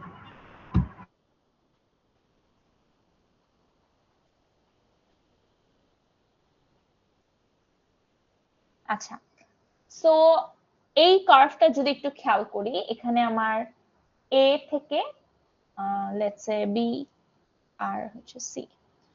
So এখানে কিন্তু আমি দেখতে পাচ্ছি কোনো গ্যাপ নেই, তার মানে এখানে পজিশনাল কন্টিনিউটি মেইনটেইন হচ্ছে, এটা কন্টিনিউয়াস একদিকে। বাট এখানে যদি আমি একটু খেয়াল করি, এখানে আমার এই এই কার্ভটার ডিরেকশনটা যাচ্ছিল এদিকে, অল অফ আ সাডেন এই কার্ভের ডিরেকশনটা হয়ে গেল এইদিকে। সো এই যে একটা অ্যাব্রাপ্ট ডিরেকশনের চেঞ্জ হচ্ছে, এখানে কি ডিরেকশনের চেঞ্জ হচ্ছে, খুব অ্যাব্রাপ্টলি হচ্ছে। সো এখানে অ্যাকচুয়ালি ডিরেকশনাল কন্টিনিউটিটা বা ট্যানজেনশিয়াল কন্টিনিউটিটা মেইনটেইন হচ্ছে না। সো আমি যদি এই এ বির জন্য এখানে যদি আমি একটা ট্যানজেন্ট ড্র করি, ট্যানজেন্ট ভেক্টর, সো আমি দেখব এটার ডিরেকশন ছিল এদিকে, আর এই সেগমেন্টের জন্য যদি আমি ট্যানজেন্ট ড্র করি, দেখবো এটার ডিরেকশন ছিল এদিকে। সো ডিরেকশন কন্টিনিউটি মানে ডিরেকশনের যে মানে ভেক্টরটা সেটা কিন্তু সেম দিকে যাচ্ছে না, বা এটা কিন্তু ভেলোসিটিটা সেম না। সো ট্যানজেন্টটা সেম নেই, যার কারণে হচ্ছে এখানে ডিরেকশনাল কন্টিনিউটি মেইনটেইন হচ্ছে না, এটা হচ্ছে ডিসকন্টিনিউটি এখানে একটা দেখা দিয়েছে। তো আমরা আসলে নেক্সট জিনিসটাতে যাই। একটা সেকেন্ড, হ্যাঁ।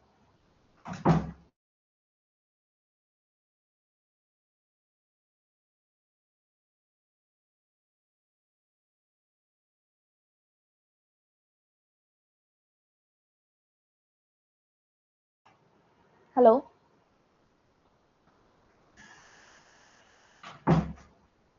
Hello, am I audible?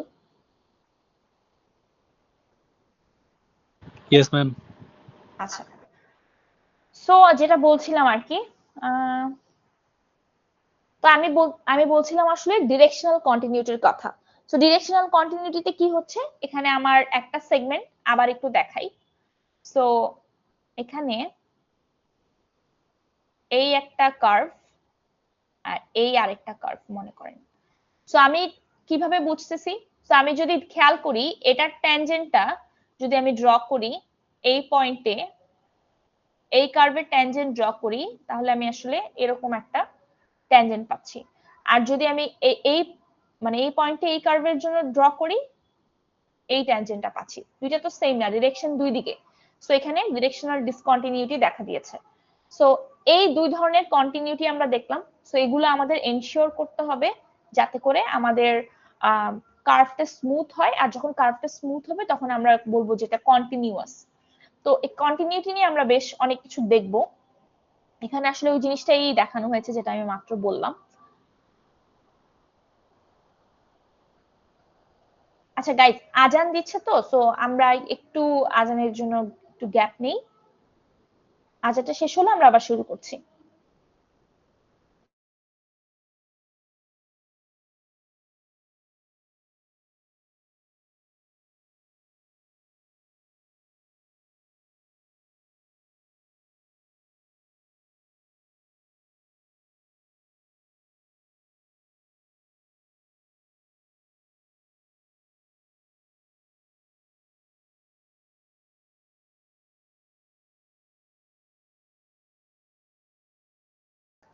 তো আমরা যেটা দেখছিলাম আর কি, কন্টিনিউটি দেখছিলাম।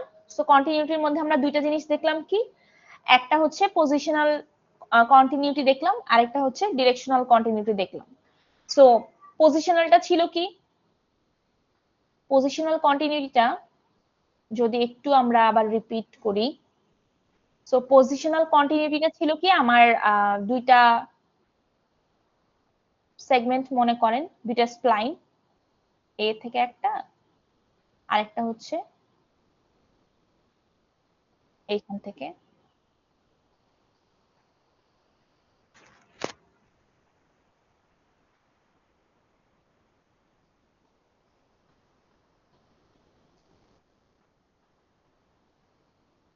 সো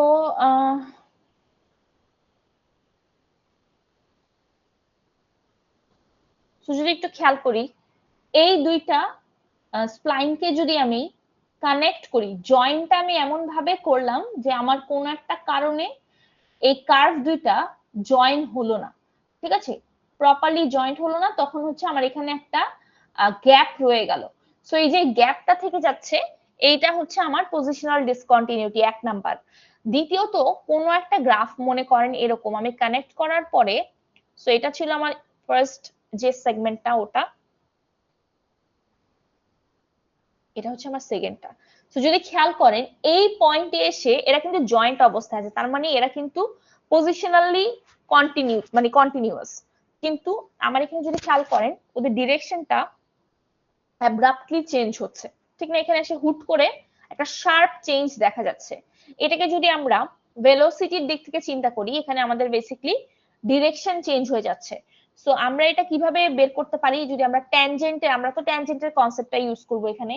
তো ট্যানজেন্টের কনসেপ্টটা যদি ইউজ করতে হয়, তো আমি যদি এই পয়েন্টে এসে আমি যদি আমার এই আগের কার্ভটার জন্য ট্যানজেন্ট ড্র করি এই পয়েন্টে, তাহলে আসলে আমার ডিরেকশনটা এদিকে হবে। আর যদি আমি এই পয়েন্টে এসে এই কার্ভের জন্য ট্যানজেন্ট ড্র করি, এই ডিরেকশনটা আমার এদিকে হবে। এই যে দুই ধরনের ডিরেকশন হয়ে যাচ্ছে, সেম না। সো এখানে আসলে আমরা দেখতে পাচ্ছি ডিরেকশনাল ডিসকন্টিনিউটি। সো ডিরেকশনটা যদি সেম থাকতো সেটাকে আমরা বলতাম যে ডিরেকশনাল মানে কন্টিনিউটি। আর এই সেম জায়গাটাতে এখানে আমরা যদি জয়েন্টটা সেম থাকতো, এটাকে বলতাম পজিশনাল কন্টিনিউটি। তো আমাদের আসলে এই দুই ধরনের কন্টিনিউটি আর উপর বেস করে আমাদের কার্ভ আরো বেশি স্মুথ হতে পারে। তো বা মানে এগুলোর উপর ডিপেন্ড করে ডিফারেন্ট ডিফারেন্ট কন্ডিশনে হচ্ছে আমরা কন্টিনিউটিটাকে রিপ্রেজেন্ট করি। তো আমরা যদি একটু সামনে দেখি, এখানে আসলে আমরা তো এই স্লাইড পর্যন্ত দেখেছি, এখানে আসলে কিছুই না, জাস্ট হচ্ছে আমাদের এটা তো হচ্ছে আমার কার্ভের ফাংশনটা। সো আমি যদি এখান থেকে আমার ট্যানজেন্টটাকে বের করতে চাই, কার্ভের যে ট্যানজেন্টটা, যেই আমি একটু আগে দেখালাম না আপনাদেরকে যে এই পয়েন্টে এসে আমি ট্যানজেন্ট বের করতেছি, করে দেখছি যে এই দুইটা তো সেম না, দুইটা তো ডিফারেন্ট। সো এই যে ট্যানজেন্টটা বের করব, মানে ভেলোসিটি ভেক্টরটা বের করব, এটার জন্য হচ্ছে আমার আসলে কি করতে হবে, এই ফাংশনটাকে আমরা জানি ডেরিভেটিভ বের করতে হবে, তাই না? সো আমি দেখিয়ে আসছিলাম যে এফ টি থাকে, সো ভেলোসিটি বা ট্যানজেন্ট বের করতে হলে এফ প্রাইম টি তে কনভার্ট করতে হয়। সো একবার ডিফারেন্সিয়েট করব, আমি ডিফারেন্সিয়েট করে যে জিনিসটা হবো ওটার মধ্যে যদি আমি এক্স আর ওয়াই বসায় ভ্যালু বের করি, তাহলেই হচ্ছে সেটা আমার কি ভেলোসিটি। সো আমি ওভাবে করে ডিরেকশনটাও চেক করতে পারবো। আচ্ছা, তো এখানে আসলে কিছু ডিসকন্টিনিউটির এক্সাম্পল দেখানো হয়েছে, আমি যেরকম দেখালাম ঠিক ওই টাইপেরই কিছু একটা। সো যদি আমি এক্সাম্পলটা একটু আপনাদেরকে বলে দিই, এখানে যেরকম f of u is equal to if u less than 0.5 then u, 0 else u, 1 তো এটা কিরকম সো আমাদের মনে করেন এখানে তো u, 0 u, 1 সো আমি হচ্ছে u টাকে x অ্যাক্সিসের অ্যালং এ ধরছি আর এখানে বলা হয়েছে u এর u এর ভ্যালু 0.5 এর কম হলে সো এখান থেকে মনে করেন u এর ভ্যালু 0.5 এর কম তো আমি হচ্ছে 0.5 এর যদি কম হয় সেক্ষেত্রে আমি কি করব u, 0 হবে সো আমি যে লাইনটা পাবো এই লাইনটা আসলে আমার u, 0 মানে y দিক থেকে 0 তো এরকম কিছু একটা হচ্ছে ঠিক আছে এখন তারপরে কি বললো যে else u, 1 সো 0.5 থেকে যদি 0.5 এর সমান বা 0.5 থেকে বেশি হয় সেক্ষেত্রে হচ্ছে u, 1 সো আমি এটাকে 0 ধরি এখানে 1 ধরি সো u, 1 মানে কি এখানে আসবে সো আমার পরের কার্ভটা হচ্ছে এরকম তো এখানে আমার একটা গ্যাপ থেকে যাচ্ছে সো আমি বলতে পারি যে এখানে পজিশন ডিসকন্টিনিউটি দেখা দিয়েছে সো এইটা হচ্ছে আমার কন্টিনিউয়াস না এই গ্রাফটা এই কার্ভটা আমার কন্টিনিউয়াস না এটা একটা আরেকটা যদি আমি এই এক্সাম্পলটা দেখি এখানে যদি আপনি খেয়াল করেন সিমিলার ওয়েতে সো এটা হচ্ছে আমার ইউ অ্যাক্সিসটা মানে ইউ হচ্ছে এক্স অ্যাক্সিসের অ্যালং এ সো এখানে কি ইউ যদি আমার 0.5 থেকে কম হয় তাহলে ইউ, ইউ সো 0.5 যদি আমার এই পয়েন্টটাকে আমি ধরি সো এখানে আমি এই পর্যন্ত পাবো ইউ, ইউ তারপরে হচ্ছে ইউ, 0.5 সো তারপরে আমি এই রকমের একটা কার্ভ পাবো সো এখানে কিন্তু আমার কোনো গ্যাপ নেই তার মানে এখানে পজিশনাল ডিসকন্টিনিউটি নেই কিন্তু এখানে কি ডিরেকশনটা ডিফারেন্ট সো এটার জন্য আমার কি হচ্ছে ডিরেকশনাল ডিসকন্টিনিউটি হচ্ছে বা ট্যানজেন্ট ডিসকন্টিনিউটি হচ্ছে at 0.5 সো এটা কিভাবে বের করেছে এটা যে ফার্স্ট ডেরিভেটিভ দিয়ে বের করেছে সো এরকম এক্সাম্পলস আর কি আমরা দেখতে পারি তো এই পর্যন্ত যদি আপনারা বুঝে থাকেন তাহলে সামনে আগাবো এই পর্যন্ত কারো কোনো কোয়েশ্চেন আছে কিনা anyone any questions আচ্ছা যদি কারো কোনো কোয়েশ্চেন না থাকে সেক্ষেত্রে আমরা প্রসিড করি সো কন্টিনিউটির কন্ডিশনের কথা যেটা আমি একটু আগে বলছিলাম যে আমরা এই পজিশন আর ট্যানজেন্টের উপর ডিপেন্ড করে ডিফারেন্ট কন্ডিশনে আমরা কার্ভগুলোকে রিপ্রেজেন্ট করতে পারি তো আমরা আসলে একটা কার্ভকে তখনই cn কন্টিনিউয়াস বলবো যদি n পর্যন্ত তার সব ডেরিভেটিভ কন্টিনিউয়াস হয় সো এটার মানেটা আসলে কি সো আমি একটু খেয়াল করি সো আমার একটা কার্ভ মনে করেন দেয়া আছে সো মনে করেন একটা কার্ভ দেয়া আছে সো আমাকে এরকম একটা কার্ভ দিয়ে ফাংশন দিয়ে বলা হলো যে এই পয়েন্টটা কি c0 কন্টিনিউয়াস কিনা c0 কন্টিনিউয়াস মানে কি c0 কন্টিনিউয়াস মানে হচ্ছে পজিশন কন্টিনিউটি মেইনটেইন হচ্ছে তার মানে এখানে কোনো গ্যাপ নেই তো এটা আমি কিভাবে চেক করব তখন আমি ফাংশনের মধ্যে আমাকে যে f of t টা দেয়া আছে এই f of t টার মধ্যে এই পয়েন্টটার জন্য আমি হচ্ছে মানে ওই ফাংশনটার জন্য এই পয়েন্ট একটু খেয়াল করে দেখেন এই যে এটা মানে এই যে সেগমেন্টটা এই সেগমেন্টের স্টার্টিং পয়েন্ট হচ্ছে এটা লেটস সে স্টার্টিং পয়েন্ট হচ্ছে এটা এই স্টার্টিং পয়েন্টে আমার t এর ভ্যালু কত হবে 0 হবে এটা তো আমরা জানি বিকজ আমরা জানি প্যারামেট্রিক ইকুয়েশন থেকে যে আমরা একটা কার্ভ বা লাইন যেটাই বলেন না কেন আপনি সো আমি এখানে যখন t এর ভ্যালু 0 বসাবো তখন আমি স্টার্টিং পয়েন্টটা পাবো t এর ভ্যালু 1 বসালে আমি এখানে হচ্ছে এন্ডিং পয়েন্টটা পাবো সো এইখানে যদি আমি এই সেগমেন্টের ফার্স্ট পয়েন্টটা পেতে চাই বা স্টার্ট পয়েন্টটা পেতে চাই t is equal to 0 বসাতে হবে আমার এই লাইন সেগমেন্ট বা এই spline not line segment basically এটা হচ্ছে স্মলার কার্ভ সো এটা হচ্ছে স্প্লাইন সো স্প্লাইনের ফাংশনে যদি আমি t is equal to 0 বসাই তাহলে আমি এই পয়েন্টটা পাবো সো আমার এই সেগমেন্টের জন্য একটা ফাংশন দেয়া থাকবে মনে করেন f1t আর এই সেগমেন্টের জন্য আরেকটা ফাংশন আছে মনে করেন f2t সো আমি যদি t এই ফাংশনে আমি যদি t is equal to 1 বসাই তাহলে আমি এই পয়েন্টটা পাবো ফর দিস স্প্লাইন তাই না সো আমি যদি এখানে t is equal to 1 বসায় একটা পয়েন্ট পাচ্ছি আচ্ছা, তো এখানে কিছু একটা আমি ভ্যালু পাচ্ছি। আমি সিমিলারলি এই এই ফাংশনটার জন্য এফ অফ টি মানে এফ টু টি এর জন্য আমি হচ্ছে এই স্টার্টিং পয়েন্টটা চাচ্ছি। তো এখানে আমার তাহলে কি বসাতে হবে? টি ইজ ইকুয়াল টু 0 স্টার্টিং পয়েন্টটা পাওয়ার জন্য। সো আমি এখানে টি ইজ ইকুয়াল টু 0 বসালাম, বসিয়ে এখানেও একটা ভ্যালু পাচ্ছি। সো এই ভ্যালুটা আর এই ভ্যালুটা যদি সেম হয় তার মানে কি ওখানে কোনো গ্যাপ নেই। কারণ আমার এখানে কোনো এই কার্ভটা যদি খেয়াল করি, এইখানে কিন্তু কোনো গ্যাপ নেই, এখানে কিন্তু পজিশন কন্টিনিউটি মেইনটেইন হচ্ছে। সো তার মানে এই পয়েন্টটা আর এই পয়েন্টটা সেম, মানে এই সেগমেন্টের জন্য এই পয়েন্টটা আর এই সেগমেন্টের জন্য এই পয়েন্টটা সেম। সো এটা আমরা ম্যাথমেটিক্যালি এভাবে ফাংশন দিয়ে ক্যালকুলেট করে বের করতে পারি। টি এর ভ্যালু এই সেগমেন্টের জন্য 1 বসাবো, এই সেগমেন্টের জন্য হচ্ছে 2 বসাবো, সরি 0 বসাবো, বসিয়ে আমি সলভ করে যদি সেম ভ্যালু পাই তাহলে আমি বুঝবো এখানে কোনো ডিসকন্টিনিউটি নেই। সো এই ধরনের কার্ভকে আমরা বলবো C0 কন্টিনিউয়াস, যেখানে কোনো গ্যাপ থাকবে না, জয়েন্টে কোনো গ্যাপ থাকবে না, সেটাকে বলবো C0 কন্টিনিউয়াস। আচ্ছা, এখন যদি আমার কার্ভটা এরকম হয়, আমাকে চেক করতে হবে যে এখানে কি কোনো পজিশনাল ডিসকন্টিনিউটি তো থাকতেই পারবে না, সেক্ষেত্রে আমার ট্যানজেন্ট ডিসকন্টিনিউটিও থাকতে পারবে না, আমার ডিরেকশনও সেম হতে হবে। সো আমি যদি এখানে একটু চেক করি, সো এখান থেকে আমি কিভাবে বের করতে পারি?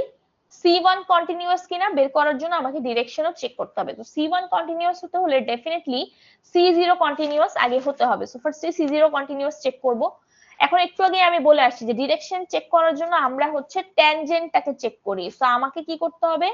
এই ফাংশন দুইটার ডেরিভেটিভস বের করতে হবে। So f prime f1 prime t আর চেক করতে হবে f2 প্রাইম t, এই দুইটা কি আমার সেম আসতেছে কিনা ফর দিস, মানে এই পয়েন্ট। সো এখানে কি করতে হবে? সেম আমার এখানে হচ্ছে t এর ভ্যালু 1 বসাবো আমি এই ফাংশনে, এই ডেরিভেটিভ করার পরে, ডিফারেন্সিয়েশন করার পরে, আর এই সেগমেন্টের জন্য t is equal to 0 বসাবো, বসিয়ে যে ভ্যালু আসবে যদি সেম আসে তাহলে আমি বলবো যে ইয়েস দে আর C1 কন্টিনিউয়াস, তার মানে ওদের পজিশনও মেইনটেইন হচ্ছে, ওদের ট্যানজেন্ট মানে ডিরেকশনও চেঞ্জ হচ্ছে না, ডিরেকশনও সেমই আছে। এখন যদি আমি এটাকে আরো স্মুথ করতে চাই, ঠিক আছে, সেক্ষেত্রে আমাদের C2 কন্টিনিউয়াস আসতেছে, যে আমার ডিরেকশন তো সেম দিকে থাকবেই, অনেক স্মুথ থাকবে। সো এই ক্ষেত্রে আমাদের যেটা হচ্ছে যে পজিশন, মানে সেক্ষেত্রে আমাদের আবার এই ফাংশন গুলোকে আরেকবার ডিফারেন্সিয়েট করতে হচ্ছে। So f double prime t আর f two double prime t, এই দুটো যদি সেম হয়, এই সেম সিনারিও 1 বসাবো আর 0 বসাবো এখানে, যদি সেম হয় তাহলে আমি বলবো এটা C2 কন্টিনিউয়াস। এখন মাথায় রাখতে হবে C2 কন্টিনিউয়াস হওয়ার জন্য C1 কন্টিনিউয়াস হতে হবে, আর C1 কন্টিনিউয়াস হওয়ার জন্য C0 কন্টিনিউয়াস হতে হবে। তো এভাবে করে আমরা কন্টিনিউটি বের করতে পারি। তো এটাই এখানে বলা হয়েছে যে Cn কন্টিনিউয়াস বলবো যদি আপ টু n পর্যন্ত সবগুলো কন্টিনিউয়াস হয়, সবগুলো ডেরিভেটিভস কন্টিনিউয়াস হয়। তো এই ছিল আমাদের বেসিক্যালি কন্টিনিউটি যে ব্যাপার স্যাপার। তো এই যে C1 C0 C2 এই কন্টিনিউটি গুলোকে আমরা বলছি প্যারামেট্রিক কন্টিনিউটি।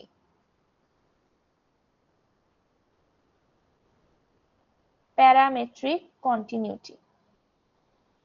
আরেক ধরনের কন্টিনিউটি আছে, সেটা হচ্ছে জিওমেট্রিক কন্টিনিউটি। আচ্ছা, এখানে একটু দেখেন C0 এর জন্য যেটা বলা হয়েছিল কোনো গ্যাপ থাকবে না, C1 এর জন্য কোনো কর্নার থাকবে না, C2 এর জন্য মানে খুবই স্মুথ হবে।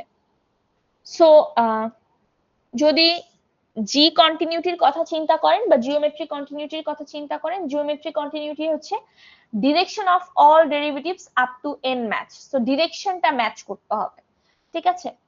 সো জি কন্টিনিউটির G0 কন্টিনিউটি যেটা, G0 কন্টিনিউটিটা হচ্ছে আমার C0 কন্টিনিউটির একদমই সেম। আর G1 কন্টিনিউটি হচ্ছে যে আমার ডিরেকশন হচ্ছে সেম হবে, দুইটা সেগমেন্টের ট্যানজেন্ট ভেক্টরের ডিরেকশন সেম হবে, বাট নট নেসেসারি যে ম্যাগনিটিউড সেম হতে হবে। সো সেক্ষেত্রে আমরা ওটাকে জিওমেট্রিক মানে G1 কন্টিনিউয়াস বলতে পারবো যদি ম্যাগনিটিউড সেম নাও হয়, ডিরেকশন যদি সেম হয়। অলরাইট, সো এখানে হচ্ছে এক্সাম্পল দেয়া হয়েছে একটা, তো এটা একটু দেখবেন আপনারা। আমরা একটু সামনের দিকে প্রসিড করি। তারপরে হচ্ছে আমাদের এতক্ষণ তো আমরা জাস্ট ওই দুইটা কোয়েশ্চেনের অ্যান্সার দেখলাম, যে কন্টিনিউটি আমরা কিভাবে স্মুথনেস মেজার করছি, আর কেন আমরা লেস বা হায়ার ডিগ্রি পলিনোমিয়ালস ইউজ না করে কিউবিক পলিনোমিয়ালস ইউজ করলাম। এখন কিন্তু আমরা মেইন জিনিসে আসতেছি। তো এখানে হচ্ছে জাস্ট ওই কেন হায়ার ডিগ্রি পলিনোমিয়াল ইউজ করছে না ওই জিনিসটাই আবার একটু দেয়া হয়েছে। তো আমরা আমাদের বেজিয়ার কার্ভে ঢোকার আগে একটু জেনারেল পলিনোমিয়ালস এর বেসিস গুলো একটু রিমাইন্ড করব, মানে নিজেদেরকে একটু, আপনারা অন্য টপিকে পড়ে আসার কথা, এটা অন্য কোর্সে পড়ে আসার কথা। সো পলিনোমিয়াল যে ফাংশন গুলা আমাদের ইকুয়েশন গুলো এরকম হয়, a0 হচ্ছে এখানে কনস্ট্যান্ট, আর এখানে a1t plus a2t square plus antn, এভাবে করে হচ্ছে আমরা আসলে পলিনোমিয়াল গুলো পাই। তো এই পলিনোমিয়াল গুলো দিয়ে হচ্ছে আমরা আমাদের বেজিয়ার কার্ভের ইকুয়েশনটা দেখব, মানে কিভাবে কাজ করে সেগুলো দেখব। তো এখানে আসলে আমার মনে হয় এগুলো পরে দেখে আগে যদি আমরা বেসিকটা দেখে আসি তাহলে আই থিংক বেটার বুঝতে পারবো।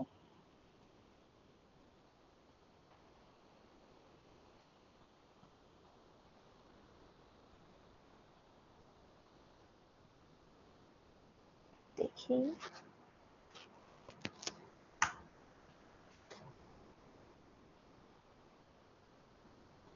সো এখানে একটু খেয়াল করি আমরা, ঠিক আছে? তো এইটা হচ্ছে আমাদের এখানে একটা স্ট্রেট লাইন দেখতে পাচ্ছি, এটা একটা লিনিয়ার কার্ভ আমাদের। তো বেজিয়ার কার্ভের সিস্টেমটা হচ্ছে যে আমি আসলে আমাকে দুইটা পয়েন্ট বা যে কয়টা পয়েন্ট কন্ট্রোল পয়েন্টস দেয়া থাকবে, ঠিক আছে? তো আমাকে কিছু কন্ট্রোল পয়েন্ট দেয়া থাকবে। তো এই ক্ষেত্রে আমাদের কন্ট্রোল পয়েন্ট দেয়া আছে এখানে দুইটা, P1 থেকে P2। তো আমি লিনিয়ার ইন্টারপোলেশনের মাধ্যমে আমি এখানে একটা পয়েন্ট জেনারেট করব। টি যে আমার ভ্যালুটা, এই টি ভ্যালুটা আসলে ডিটারমাইন করবে যে আমার ওই পয়েন্টটা এক্স্যাক্টলি কোন পজিশনে আছে।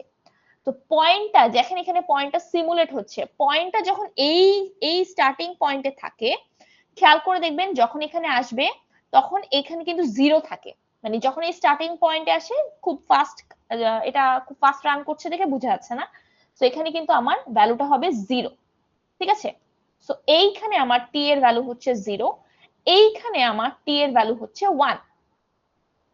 এর মাঝে জিরো থেকে ওয়ান এর মাঝে যে কোনো ভ্যালু এই কার্ভের উপরের একটা পয়েন্ট।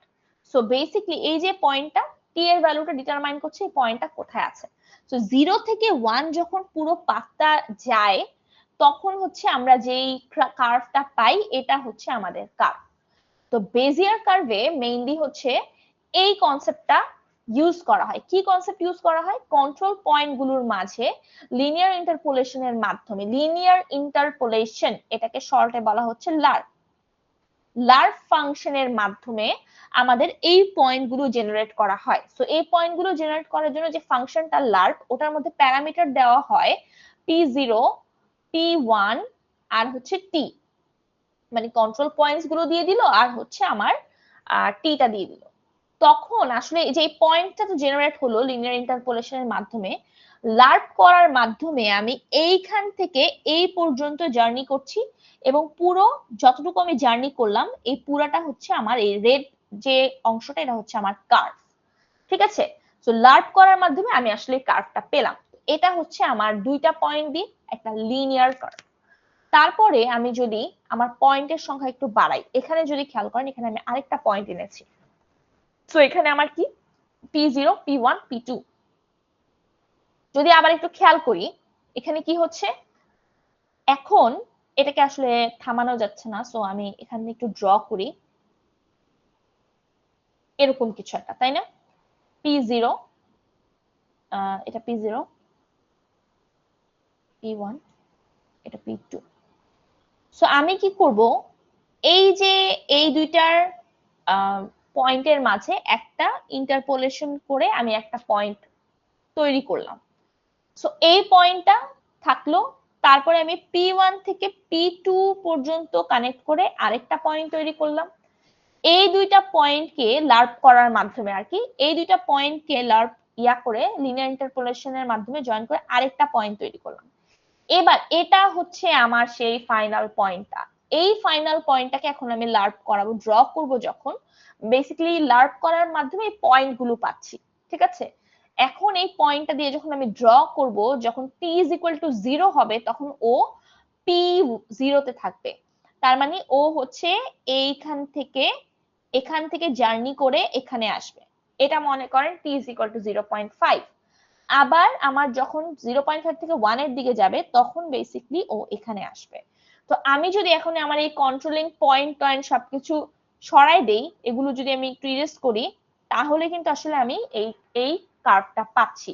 সো এইভাবে করে কিন্তু আমি কার্ভ ড্র করতে পারি। এটাকে বলা হয় হচ্ছে কোয়াড্রেটিক কার্ভ, ঠিক আছে, বেজিয়ার কোয়াড্রেটিক কার্ভ। তো বেজিয়ার কার্ভের মেইন জিস্ট হচ্ছে যে আমাদের কি করতেছে, ও লার্প করার মাধ্যমে এরকম দুইটা পয়েন্টের মাঝে ইন্টারপোলেশন করে একটা পয়েন্ট আনতেছে। এগুলো হচ্ছে কন্ট্রোল পয়েন্ট। এই কন্ট্রোল P1 P0 এগুলো হচ্ছে কন্ট্রোল পয়েন্ট। এই কন্ট্রোল পয়েন্ট গুলোর মাঝে ও হচ্ছে লার্প করার মাধ্যমে একটা পয়েন্ট আনতেছে। এই পয়েন্টটা দিয়ে হচ্ছে আমরা যখন মানে আমাদের ইয়ে থেকে মানে একদম স্টার্টিং পয়েন্ট থেকে এন্ড পয়েন্টে যাচ্ছি, সো এই ক্ষেত্রে আমাদের স্টার্টিং পয়েন্ট ছিল P0 আর এন্ডিং পয়েন্ট হচ্ছে P2।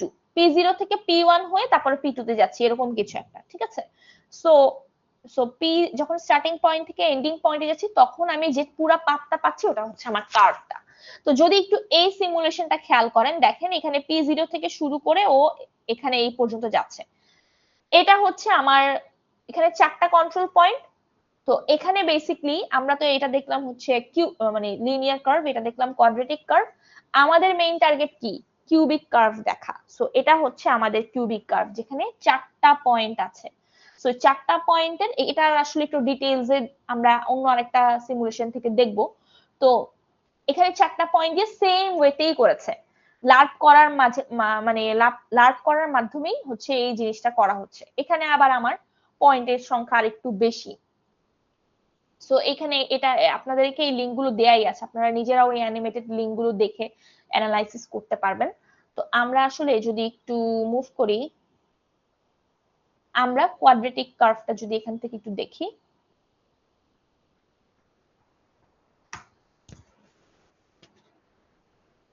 সো আমি একটু রান করি এটা। আচ্ছা, সো এখানে দেখেন, সো এখানে যদি একটু দেখি, তো এটা হচ্ছে আমাদের ফার্স্ট স্টার্টিং পয়েন্টটা। সো এখন এটা দিয়ে আমি টি এর ভ্যালুটা চেঞ্জ করতেছি। সো টি এর ভ্যালুটা আমি একদম মাঝামাঝিতে নিয়ে আসলে, যদি আপনারা এখন খেয়াল করেন, এই যে একটু আগে আমি কোয়াড্রেটিক কার্ভটা দেখিয়েছিলাম, কোয়াড্রেটিক কার্ভটা কিন্তু এখানে দেখাচ্ছে। সো এখানে আমার পয়েন্ট ছিল P0, sorry, P0, P1, P2। এখন আমার কার্ভটা P0 থেকে P2 এর দিকে যাবে। তো আমি কি করলাম, ফার্স্টে P1 আর P0 এর মাঝে লার্প করার মাধ্যমে আমি এই পয়েন্টটা বের করলাম। তারপরে হচ্ছে P1 আর P2 এর মাঝে এইটা বের করলাম। এখন এই দুটাকে কানেক্ট করে দেন এই ফাইনাল পয়েন্টটা বের করতেছি। এবার এটাকে আমি যখন ড্র ফাংশনে কল করব তখন বেসিক্যালি T0 থেকে স্টার্ট হবে। তো T0 মানে এই স্টার্টিং পয়েন্টে চলে আসবে ও। সো আমি যদি এখানে চলে আসি, এই স্টার্টিং পয়েন্টে চলে আসবে। এবার যখন টি এর ভ্যালু আস্তে আস্তে আস্তে আস্তে বাড়াবো তখন ও আস্তে আস্তে 0.5 এ দেখেন যাচ্ছে। তারপরে যখন একদম 1 এ যাব তখন ও এন্ড পয়েন্টে যাবে। সো এইটা হচ্ছে আমাদের কার্ভটা, ফাইনাল কার্ভটা, এটাকে বলতেছি কোয়াড্রেটিক কার্ভ, ঠিক আছে। সো এখন আমি যদি একটু আমাদের কিউবিক কার্ভটা দেখি, যেটা নিয়ে আমরা মেইনলি পড়াশোনা করছি। কিউবিক কার্ভ কি, কিউবিক কার্ভ হচ্ছে যেখানে ডিগ্রি 3 ইউজ করা হচ্ছে, ডিগ্রি 3 পলিনোমিয়াল ইউজ করা হচ্ছে, 4টা করে পয়েন্ট আছে, সেটা হচ্ছে আমাদের কিউবিক কার্ভ। সো এই লিংকটা একটু আসুক।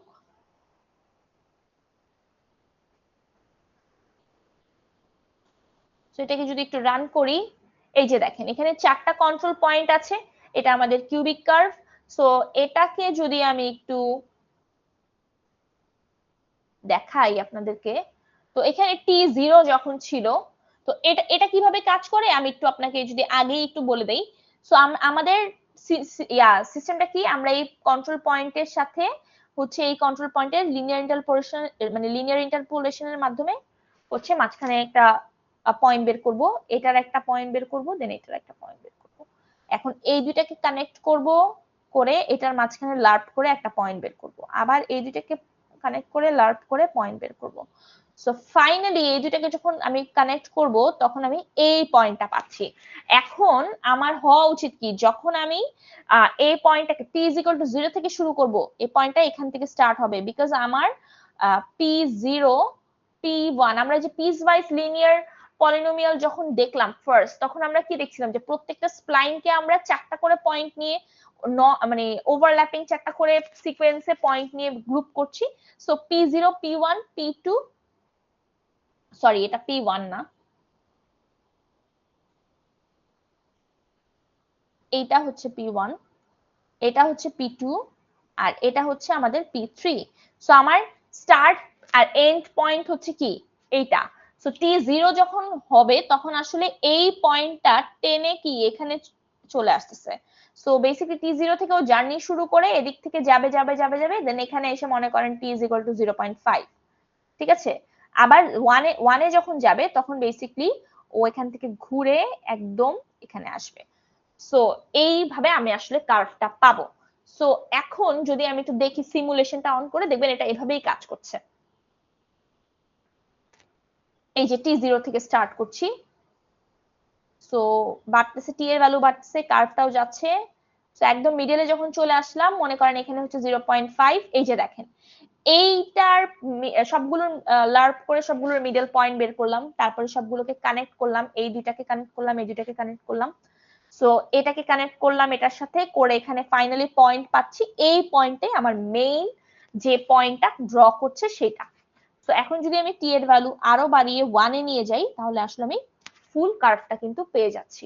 So that's how it works. এভাবে করে আমরা কিউবিক কার্ভ ড্র করতে পারি। তো বেজিয়ার কার্ভটা, মানে বেজিয়ার কার্ভের মেইন জিসটা হচ্ছে যে আমি কি করছি, বেজিয়ার কিউবিক কার্ভ যদি, কিউবিক কার্ভের কথা যদি বলি, আমি আসলে এরকম চারটা কন্ট্রোল পয়েন্ট দিয়ে হচ্ছে আমি হচ্ছে এরকম লার্প করে করে প্রতিটার মিডল পয়েন্ট বের করছি, বের করে আমি হচ্ছে এরকম আবার ফাইনাল যে মিডল পয়েন্টটা পাচ্ছি সেটাকে দিয়ে টি এর ভ্যালুকে দিয়ে, আমি টি এর ভ্যালু যখন 0 তখন আমার একদম স্টার্টিং পয়েন্ট থেকে স্টার্ট করে একদম লাস্ট পয়েন্ট পর্যন্ত যাচ্ছে টি এর ভ্যালু 1, তখন আমি কার্ভটা পাচ্ছি। এটাই হচ্ছে বেজিয়ার কার্ভের মেইন জিস্ট। আচ্ছা, এখন যদি আমার এখানে কিউবিক কার্ভ ছাড়াও হতে পারে, আরো কন্ট্রোলিং পয়েন্টের সংখ্যা আরো বেশি হতে পারে, ঠিক আছে। তখন তার মানে হচ্ছে ডিগ্রি আরো বেশি, কিন্তু আমরা ডিগ্রি আরো বেশি কেন নিচ্ছি না, ওই যে কিছু ড্রব্যাকস এর কারণে, কম্পিউটেশনালি এক্সপেন্সিভ, অসিলেটেড হবে, আনওয়ান্টেড মানে আনওয়ান্টেড উইগলস দেখা দিবে। সো এইসব প্রবলেমের জন্য আমরা ওটা ইউজ করছি না।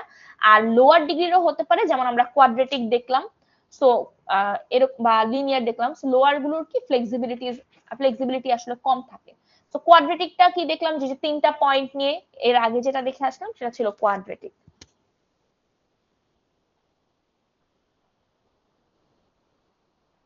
সেখানে কোয়াড্রেটিক কিউবিক দুইটাই দেয়া আছে। তো এখন আসলে আমরা তো মেইন বেজিয়ার কার্ভের জিনিসটা বুঝে গেলাম। তো এখন আমরা যদি আমাদের আগের জিনিসপত্রে যাই, সো এখানে কি করতেছে দেখেন, এখানে হচ্ছে এটা তো পলিনোমিয়ালস এর জেনারেল ইকুয়েশনস দেখালো, তারপরে হচ্ছে আমাদের লাইন সেগমেন্ট প্যারামিটারাইজেশন। সো এটা আমরা জানি, parametric equation, how does it work এটাও আমরা জানি, যে এখানে আসলে আমাদের টি প্যারামিটারটা দিয়ে আমরা আসলে ডিসাইড করছি যে আমরা কতটুকু অংশ গিয়েছি, এই p1 টু p0 এর কতটুকু অংশ আমরা গিয়েছি, সেটা হচ্ছে আমরা এই টি প্যারামিটার দিয়ে ডিসাইড করছি, এবং এইভাবে করে প্যারামেট্রিক এই ইকুয়েশন দিয়ে আমরা আসলে কোনো একটা লাইন সেগমেন্টের যে কোনো একটা পয়েন্টকে আসলে সিলেক্ট করতে পারি। তারপরে এখানে আসলে যেই লিনিয়ার ইন্টারপোলেশনে যে জিনিসটা আমরা দেখে আসলাম একটু আগে, যে আমি এখানে হচ্ছে একটা লাইন সেগমেন্টের মাঝে একটা পয়েন্ট নিচ্ছি, ওই পয়েন্টটা মনে করেন হচ্ছে আমার টি ভ্যালুটা আমার ডিসাইড করছে পয়েন্টের পজিশনটাকে ডিটারমাইন করছে আর কি। সো এইটাকে আমি যদি মেথড হিসেবে লিখি সেটা হচ্ছে লিনিয়ার ইন্টারপোলেশনের মেথড বা লার্প। সো লার্প হচ্ছে এই জিনিসটা। আর এটাকে যদি ম্যাথমেটিক্যালি লিখি, ম্যাথমেটিক্যালি লিখলে হচ্ছে এই প্যারামেট্রিক ইকুয়েশনটা আমরা পাই।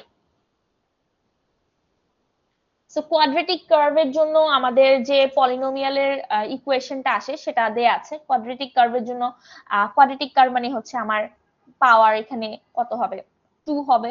সো 2 মানে হাইয়েস্ট পাওয়ার হবে 2। তো আমি যদি পলিনোমিয়ালের মধ্যে হাইয়েস্ট পাওয়ার 2 বসাই তাহলে আসলে আমি এই ইকুয়েশনটা পাচ্ছি। সো এটাই হচ্ছে কোয়াড্রেটিক কার্ভের ইকুয়েশন। তো এখানে আসলে কিছুই না, জাস্ট হচ্ছে স্টার্টিং পয়েন্ট বের করার জন্য আমার এই ইকুয়েশনে 0 বসাতে হবে, এন্ডিং পয়েন্টের জন্য 1 বসাতে হবে, এই জিনিসগুলোই আর কি দেখিয়েছে। আর তারপর ডিরেকশন বের করার জন্য হচ্ছে এটাকে ডিফারেন্সিয়েট করতে হবে সেগুলো। কিউবিকের জন্য সিমিলারলি কিউবিক কার্ভের জন্য আমার হাইয়েস্ট ডিগ্রি 3। সো এই পলিনোমিয়াল জেনারেল পলিনোমিয়ালের ইকুয়েশনে যদি আমি 3 এর জন্য বের করি, ডিগ্রি 3 এর জন্য, তাহলে আমি যে ইকুয়েশনটা পাবো এটা হচ্ছে এই ইকুয়েশনটা। সেম জিনিসটাই এখানেও দেখানো হয়েছে আগেরটার মতোই, ডিরেকশন বের করে দেখাচ্ছে, স্টার্টিং পয়েন্ট এন্ড পয়েন্ট কিভাবে বের করতে হবে ওগুলো দেখাচ্ছে। তো এখানে আসলে কার্ভের ডিজায়ারেবল প্রপার্টিজ গুলো দেয়া আছে, যে সিম্পল কন্ট্রোল চাই আমরা, তারপরে হচ্ছে গ্লোবাল কন্ট্রোল আর লোকাল কন্ট্রোলের একটা ব্যাপার আছে। সো গ্লোবাল কন্ট্রোল হচ্ছে আমি যেই পয়েন্ট গুলোকে মুভ করালে আমার পুরো কার্ভটা চেঞ্জ হয়ে যাচ্ছে ওটা হচ্ছে গ্লোবাল কন্ট্রোল। আর লোকাল কন্ট্রোল হচ্ছে যে পয়েন্টটাকে নাড়ালে জাস্ট হচ্ছে আমার পার্টিকুলার ওই সেগমেন্টটা নড়তেছে, অন্য কিছু নড়তেছে না, সেটা হচ্ছে আমার লোকাল কন্ট্রোল। তো বেজিয়ার কার্ভে এখন চলে আসি আমরা। বেজিয়ার কার্ভের আমার হিস্ট্রি এখানে দেয়া আছে। ফ্রেঞ্চ ইঞ্জিনিয়ার একজন যার নাম হচ্ছে বেজিয়ার ছিল, সে হচ্ছে এই মানে ইয়েটা বেজিয়ার কার্ভের মেইন সিস্টেমটা সে বের করেছে। তারপরে এটা প্রথম ইউজ করা হয় হচ্ছে রেনল্ট নামে একটা গাড়ির বডি ডিজাইন করার সময়। সো এনিওয়েজ তারপরে হচ্ছে এখানে বেজিয়ার কার্ভের কিভাবে বেজিয়ার কার্ভটা ড্র করব আমরা সেটা তো আমি অলরেডি বুঝালাম। তো এখানে আসলে ফ্যামিলি অফ বেজিয়ার কার্ভস দেয়া আছে, লিনিয়ার, কোয়াড্রেটিক, কিউবিক, কোয়ার্টিক। সো এখানে সবগুলোই দেয়া আছে। তো আমাদের ফোকাস মেইনলি কিউবিকে, বাট তারপরে বাকিগুলো জেনে রাখা ভালো। দেন এখানে কিউবিক, ফ্যামিলি, স্প্লাইন সবগুলো লাইনে লিংকে গেলেই আপনারা হচ্ছে দেখতে পারবেন। আমি তো অলরেডি কয়েকটা লিংক ইয়ে করে দেখালাম, ওপেন করে। এগুলো আপনারা কিছু অ্যানালাইজ করতে পারবেন আর কি, আর কিছু জিনিসপত্র নিজেরা যখন একটু ঘাটাঘাটি করবেন তখন আন্ডারস্ট্যান্ডিংটা আরেকটু ভালো হবে। সো দেন হচ্ছে বেজিয়ার কার্ভস ড্র করার জন্য, এটা যেমন একটা কোয়াড্রেটিক বেজিয়ার কার্ভ, এখানে ড্র করার জন্য আমাকে কি করতে হবে, আমি যদি ধরে নেই যে এই পয়েন্টটা এটা হচ্ছে আমার Q1, লেটস সে আমি এখানে হচ্ছে 3টা পয়েন্ট আছে, P1, P2 আর হচ্ছে P3। এটা Q1, এটা Q2 আর এটা হচ্ছে ফাইনালি R। এই R দিয়ে হচ্ছে আমরা ড্র করব। সো এটার মেথডটা কি হবে, সো মানে কোড সিউডো কোডটা কি হবে, তো আমাকে এখানে বেসিক্যালি P2 আর P1 এর P2 P1 দিয়ে লার্প ফাংশন কল করে এই পয়েন্টটাকে বের করতে হবে, Q1 পয়েন্টটাকে বের করতে হবে। দেখেন Q1 এর জন্য লার্প ফাংশন কল করলো, P1 দিল, P2 দিল আর T দিল, Tও তো দিতে হবে। আর এখানে সিমিলারলি Q2 বের করার জন্য তাহলে P2 P3 আর T দিতে হবে। তো ফাইনালি Q1 Q2 পেয়ে গেলাম। এখন আমার এই R-টার জন্য আমার লাগবে হচ্ছে কি Q1 Q2 আর T দিয়ে আবার লার্প করতে হবে। সো আমি আবার লার্প করলাম, এখানে লার্প করে R পেয়ে গেলাম। ফাইনালি R দিয়ে ড্র কল করলেই কি আমরা এই আমাদের ডিজায়ার্ড কার্ভটা পেয়ে যাব। এখানে হচ্ছে কিউবিক বেজিয়ার কার্ভ দেখানো হয়েছে। সো কিউবিক বেজিয়ার কার্ভের জন্য সিমিলারলি আমি যদি আবার কাউন্ট করি, সো এটা P1, এটা P2, এটা P3, এটা P4। সো এখন আমি যদি এখান থেকে এটাকে Q1 ধরি, এটাকে Q2, এটাকে Q3, এটাকে ধরলাম R1, এটাকে ধরলাম R2 আর এটাকে S। সো এখন আমি জাস্ট কিছুই না, লার্প করব। লার্প করে করে আমি হচ্ছে প্রতিটার জন্য পয়েন্টটা বের করে দেন ফাইনালি S বের করে ড্র ফাংশনে দিয়ে দিলাম।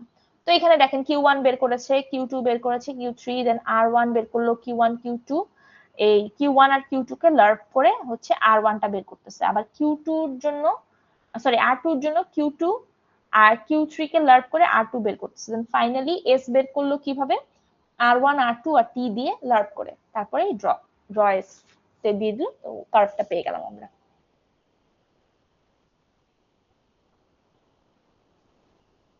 সো এই যে বারবার লার্ভ করে করে যে কার্ভটা ড্র করার যে প্রসেসটা, এইটার এই যে অ্যালগরিদমের পার্টটুকু আমরা দেখলাম, একটা অ্যালগরিদমের আমরা একটা পার্টিকুলার পোর্শন দেখছি। সো এই পার্টটা মানে যে অ্যালগরিদমে, সেই অ্যালগরিদমটাকে বলা হচ্ছে ডি ক্যাস্টেলিউস অ্যালগরিদম, ঠিক আছে? সো এটা হচ্ছে আমাদের process of recursively finding a point on a Bezier curve has a name, de Casteljau's algorithm. So এই যে বারবার লার্ভ করে করে যে পয়েন্ট বের করছি, এটা হচ্ছে ডি ক্যাস্টেলিউস অ্যালগরিদম। তো এখন আমি যদি এই যে একটু আগে যে কিউবিক কার্ভটা দেখলাম, এই কিউবিক কার্ভের এস এর জন্য আমি যদি ম্যাথমেটিক্যালি ইকুয়েশন বের করতে চাই, কিভাবে বের করব? সো এখানে Q1 Q2 Q3 থেকে শুরু করে এস পর্যন্ত সবগুলোর হচ্ছে আমার ইয়ে দেয়া আছে, ইকুয়েশন দেয়া আছে। জাস্ট সিম্পলি যেই আমরা যেভাবে বের করেছি, মানে এখানে যে লার্ভ করে করে বের করতেছি, এটার ম্যাথমেটিক্যাল এক্সপ্রেশনটা আমরা কি দেখেছিলাম? যদি এখানে একটু লিখি, সো এটা ছিল হচ্ছে আমাদের T not plus T P1 minus P not, তাই না? এই প্যারামেট্রিক ইকুয়েশনটা যদি এই সাইডটা খেয়াল করে আসি একটু, এই যে লার্পের ম্যাথমেটিক্যাল এক্সপ্রেশন ছিল এটা। সো এখন আসলে আমি যেই জিনিসটা, যে ডি ক্যাস্টেলিউস এর যে অ্যালগরিদমটা, এই অ্যালগরিদমটার যে এস বের করছি, এই পার্টটা পুরোটা ম্যাথমেটিক্যালি করব। ম্যাথমেটিক্যালি যদি করতে হয়, তাহলে আমি Q1 এর জন্য, Q2 এর জন্য, Q3 এর জন্য, Q4 এর জন্য সবগুলোর জন্য ম্যাথমেটিক্যাল এক্সপ্রেশনটা লিখে ফেললাম, জাস্ট প্যারামেট্রিক ইকুয়েশনটা লিখতেছি, ঠিক আছে? এখন আমার ফাইনালি এস এর জন্য যেটা আসছে R1 plus R2 minus R1 T, এটা যেটা আসছে, এখানে যদি আমি R1 আর R2 এর ভ্যালু পুট করি, সো আমি হচ্ছে এখানে R1 আর R2 এর ভ্যালু কি ছিল, এই যে Q1 plus Q2 minus Q1 into T, আর Q2 plus Q3 minus Q2 into T, এই দুইটা যদি আমি এখানে পুট করি, এই যেখানে পুট করেছি, সো এখানে জাস্ট আমি এই R1 টাকে রেড দিয়ে, এই R2 টাকে গ্রিন দিয়ে, এই R1 টাকে ব্লু দিয়ে হচ্ছে ডিনোট করছি, জাস্ট কালার একটু আলাদা করে দিয়েছে বোঝার জন্য। তো তারপরে আমি যদি এটাকে সিম্পলিফাই করি, সিম্পলিফাই করলে আমি এরকম কিছু একটা পাচ্ছি। আচ্ছা, ফাইনালি সিম্পলিফিকেশনের পর আমি এরকম একটা কিছু পেলাম, এই যে টি দিয়ে এই পার্টটা মাল্টিপ্লাই হওয়ার পর। তো তারপরে আমি Q1 কমন নিলাম, Q2 কমন নিলাম, Q3 কমন নিলাম। এখন আবার তো চাইলে আমি Q1 Q2 Q3 এর ভ্যালুগুলো বসাতে পারবো এখান থেকে নিয়ে। সো আমি এখানে কি করলাম, Q1 Q2 Q3 এর ভ্যালু বসাই দিলাম, বসানোর পরে ফাইনালি আমি এগুলো পাচ্ছি। দেন সিম্পলিফাই করব, সিম্পলিফাই করে এই যে ইকুয়েশনটা পেলাম, এটা হচ্ছে আমার কিউবিক বেজিয়ার কার্ভের জন্য ইকুয়েশন। সো এটা কিন্তু আমাদের একটা মেইন ইকুয়েশন। সো এখানে যদি যাই, সো এই ইকুয়েশনটা থেকে ওরা হচ্ছে ম্যাট্রিক্স ইকুয়েশন, মানে ম্যাট্রিক্স ফর্মেও নিয়ে আসছে। সো কিভাবে ইকুয়েশন থেকে ম্যাট্রিক্স ফর্মে যেতে হয়, that we all know already. So এখানে আমাদের P1 P2 P3 P4 এগুলো ওই পয়েন্টার ম্যাট্রিক্স হিসেবে লিখে ফেললাম, আর এখানে আমি যে বাকি পার্ট গুলো পাচ্ছি সেটা। সো এটাকে আরেকটু ডিটেইলসে লেখা যায় কিভাবে, টি এর পার্ট গুলোকেও আলাদা করে নিয়ে আসলাম, আর এখানে হচ্ছে আমার টি এর কোএফিসিয়েন্ট গুলোকে লিখে ফেললাম। সো ফাইনালি এই তিনটাকে যদি মাল্টিপ্লাই করি, তাহলে আসলে আমি এই কিউ টিটা পাই, মানে এই ইকুয়েশনটা যেটা আমরা বের করেছি একটু আগে, কিউবিক বেজিয়ার কার্ভের ইকুয়েশন। সো এটাকে ম্যাট্রিক্স ফরম্যাটে লিখতে হলে এইভাবে লিখতে হবে। তো এখানে যে এমবি, এই ম্যাট্রিক্সটা হচ্ছে আমার the basis matrix of Bezier curve, আর এটা হচ্ছে জিবি, এটা হচ্ছে কি, এটা হচ্ছে আমাদের geometric properties of Bezier curve. Alright, sorry জিবিটা এটা না, আমি একটু ভুল লিখেছি, এটা হচ্ছে আমাদের MB matrix, the basis matrix of Bezier curve, আর জিবি হচ্ছে আমাদের এটা, এটা হচ্ছে আমাদের geometric properties of Bezier curve, আর এটা হচ্ছে টি। টিটা তো হচ্ছে বেসিক্যালি এখান থেকে আসছে, তো আমাদের যে প্যারামিটারটা, তো এই তিনটাকে আসলে আমি মাল্টিপ্লাই করলে আমি এই কিউ অফ টিটা মানে বেজিয়ার কার্ভটা পাবো।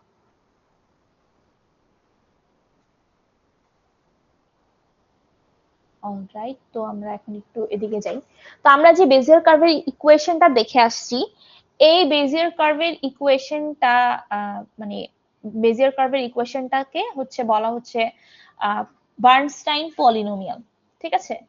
সো বার্নস্টাইন পলিনোমিয়াল দিয়ে, এক্সকিউজ মি একটা second,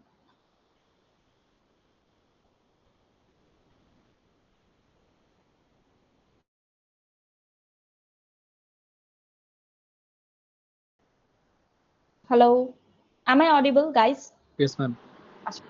I'm sorry for the interruption. আমরা আবার মুভ করি।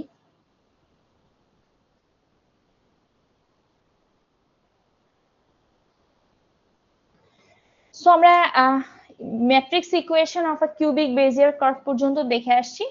এখন হচ্ছে বার্নস্টাইন পলিনোমিয়াল। সো আমরা তো ইকুয়েশনটা বের করলাম, তাই না?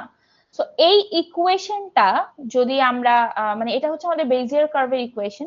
সো এই ইকুয়েশনটার এই পার্টগুলোকে বলা হচ্ছে বার্নস্টাইন পলিনোমিয়ালস, ঠিক আছে? যে পলিনোমিয়ালের পার্টটা, এটাকে বলা হচ্ছে বার্নস্টাইন পলিনোমিয়ালস। সো এখন এই বার্নস্টাইন পলিনোমিয়ালস দিয়ে আসলে আমাদের কাজ কি? তো এই বার্নস্টাইন পলিনোমিয়াল দিয়ে আসলে বোঝা যায় যে একটা পয়েন্ট একটা সার্টেন পজিশনে কতটুকু কন্ট্রিবিউশন করছে। সো আমার একটা কার্ভের মধ্যে, আমার কিউবিক কার্ভে 4টা পয়েন্ট থাকে, P1, P1, P2, P3, P4, এই 4টা পয়েন্ট থাকে। সো এই 4টা পয়েন্টে মানে এই P1 পয়েন্টার একটা পার্টিকুলার T তে T is equal to let's say 0.5, তো T is equal to 0.5 পজিশনে P1 এর কন্ট্রিবিউশন কতটুকু, P2 এর কন্ট্রিবিউশন কতটুকু, P3 এর কন্ট্রিবিউশন কতটুকু বা P4 এর কন্ট্রিবিউশন কতটুকু সেটা বোঝা যায়। সো এই গ্রাফটা যদি আমরা একটু খেয়াল করি, সো এই গ্রাফটা হচ্ছে বার্নস্টাইন পলিনোমিয়ালস এর কন্ট্রিবিউশন বোঝার অনেক ভালো একটা উপায়। সো এখানে যদি আপনারা খেয়াল করেন, এই P1 এর যে কোএফিসিয়েন্টটা, এটাকে আমরা রেড কালার দিয়ে বোঝাচ্ছি, P2 টাকে আমরা গ্রিন কালার দিয়ে বুঝাচ্ছি, P3 টাকে আমরা ইয়েলো দিয়ে বুঝাচ্ছি, আর P4 এরটাকে হচ্ছে আমরা এই পার্পলটা দিয়ে বুঝাচ্ছি, ঠিক আছে? সো আমার এখানে একটা কার্ভ যদি থাকে, ঠিক আছে, আমার লেটস সে আমি যদি কিউবিক কার্ভের ওই ইয়েটা দেখি, এখানে এটা যদি একটু দেখি আবার, সো এখানে একটু দেখেন, আমার t এর ভ্যালু যখন 0, তখন আমার এই পয়েন্টগুলোকে যদি আমি একটু ইয়ে করি, ডিনোট করি, এটা P1, এটা P2, এটা P3, এটা P4। সো এই পয়েন্টগুলোকে যদি দেখি, সো t এর ভ্যালু যখন আমার 0, এখানে t এর ভ্যালু যখন 0, তখন কি হচ্ছে, তখন আমার P1 পয়েন্টেই কিন্তু আছে। সো P1 পয়েন্টের কন্ট্রিবিউশন সবচেয়ে বেশি। এখন কার্ভটা তো ড্র হয়ে এরকম কিছু একটা হবে, এটাকে যদি একটু ইরেজ করে দেই,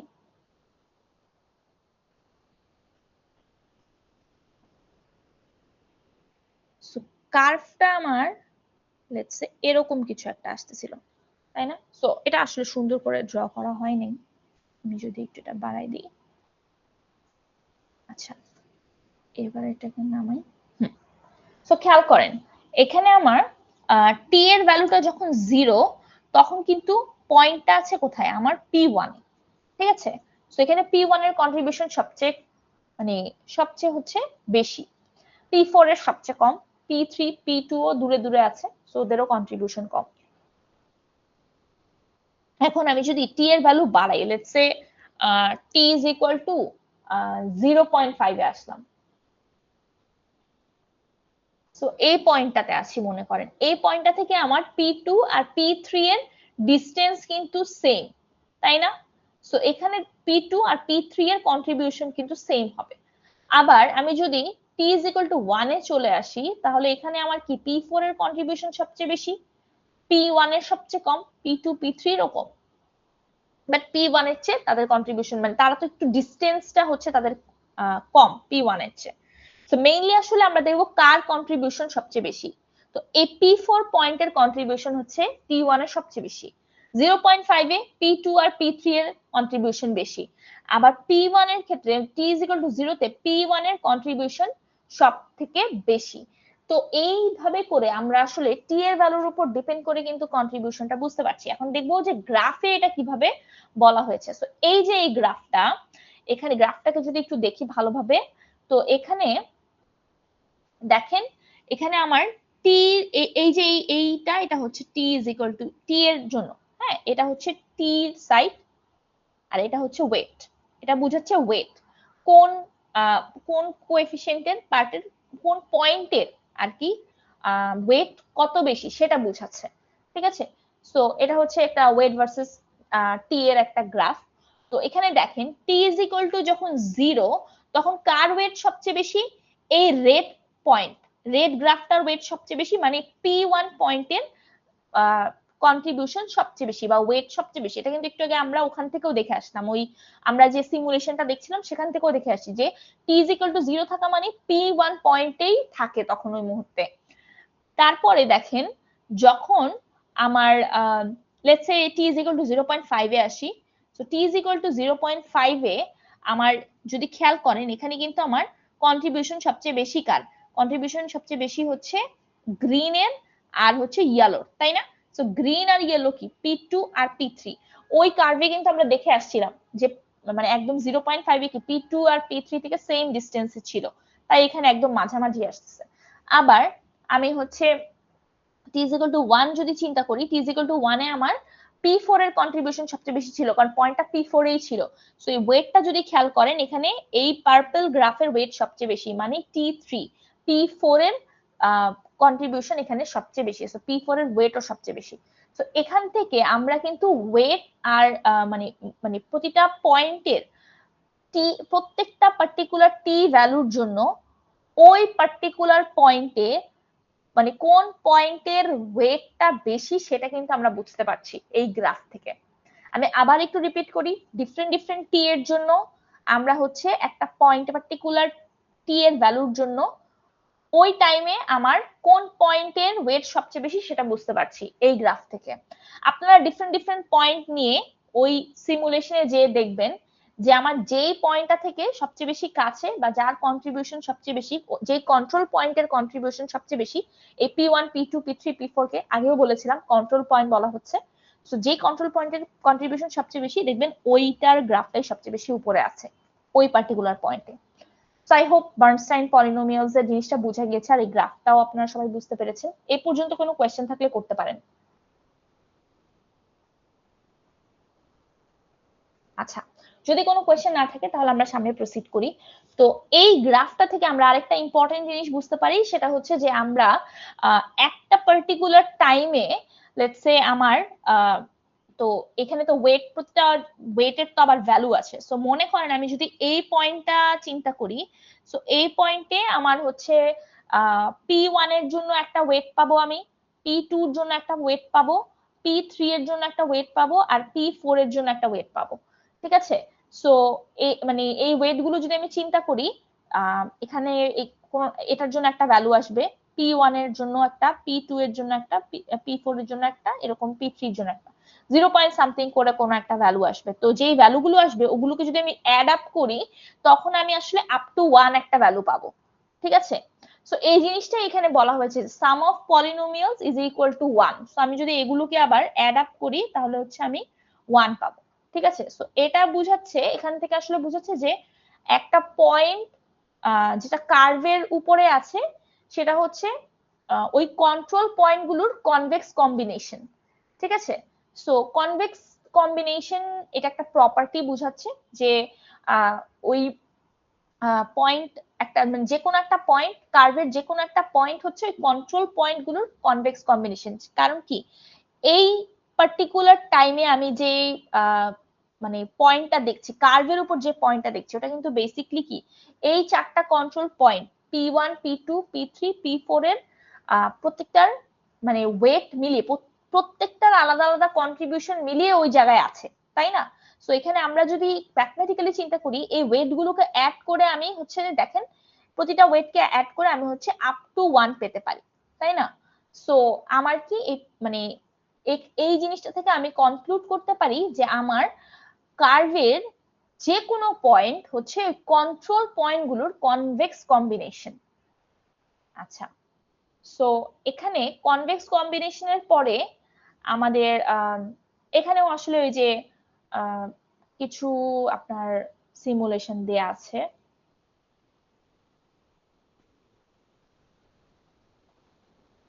সো এটা কিউবিক বেজিয়ার কার্ভেরই আসলে, এটা তো আগেই দেখিয়েছি। সো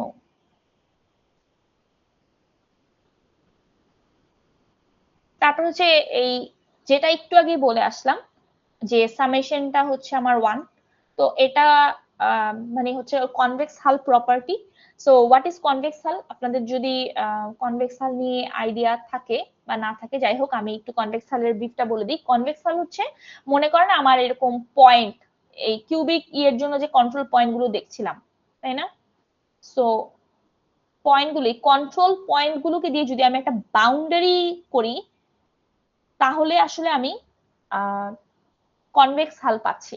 সো বেসিকলি আমার কনভেক্স হালের যদি আমি মানে এক্সাক্ট ডেফিনেশন বলি, কনভেক্স হাল হচ্ছে আমার লেটসে কিছু পয়েন্ট স্ক্যাটার্ড আছে, একটা সারফেসের উপর কিছু পয়েন্ট স্ক্যাটার্ড আছে। এখন আমি একদম যদি মানে স্মলেস্ট একটা বাউন্ডারি ডিজাইন করি, যেটা হচ্ছে আমার সবগুলো পয়েন্টকে হচ্ছে ক্লোজ করে ফেলবে একটা রিজিয়নের মধ্যে। সো আমি যদি এইভাবে করে ডিজাইন করি,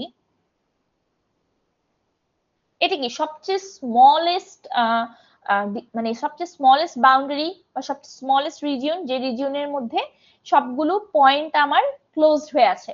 সো এইটাকে বলা হয় কনভেক্স হাল, ঠিক আছে?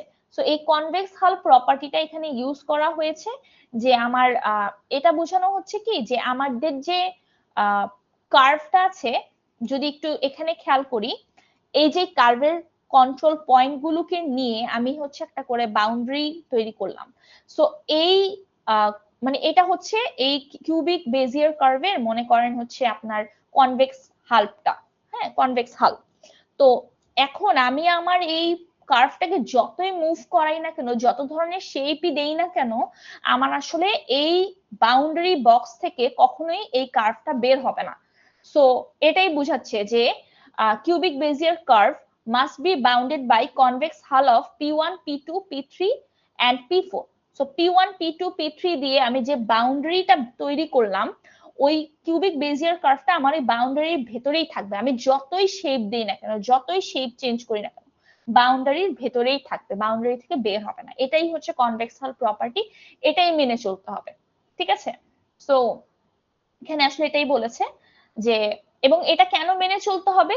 বিকজ কিউটি মানে আমাদের যে কিউটি হচ্ছে আমাদের যে ইয়ার আপনার বেজিয়ার কার্ভের, কিউবিক বেজিয়ার কার্ভের জন্য আমরা ইকুয়েশনটা বের করে আসছি, এই যেটা, এটা হচ্ছে আমাদের convex combination of P1, P2, P3, P4।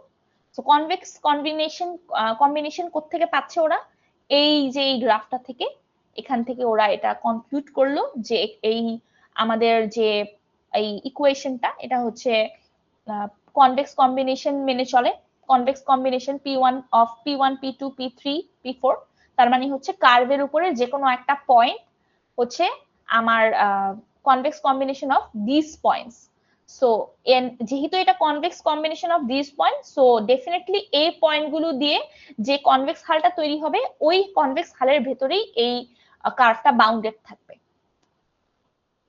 So এখানে হচ্ছে জাস্ট কিছুই না, ডেরিভেটিভস গুলো দেখানো হয়েছে। পজিশন মানে আমাদের যে কিউবিক বেজিয়ার কার্ভের ইকুয়েশনটা, পলিনোমিয়াল ইকুয়েশনটা, এটা হচ্ছে ডিরেক্ট এখানে যদি আমরা সলভ করি তাহলে আসলে আমরা পজিশন পাবো।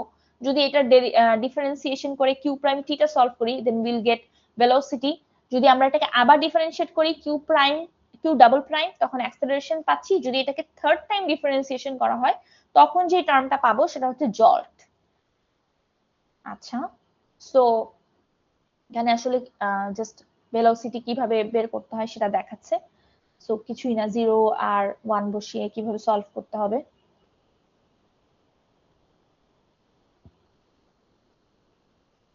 সো এখানে যেটা দেখছিলাম আমরা, দুইটা কিউবিক বেজিয়ার কার্ভকে জয়েন করতেছে, এন্ড জয়েন করার পরে হচ্ছে আমরা চেক করব যে C0 কন্টিনিউয়াস কিনা। C0 কন্টিনিউটি কিভাবে চেক করতে হয় এটা আমি আগেই বলে আসলাম, যে আমাদের কি করতে হবে,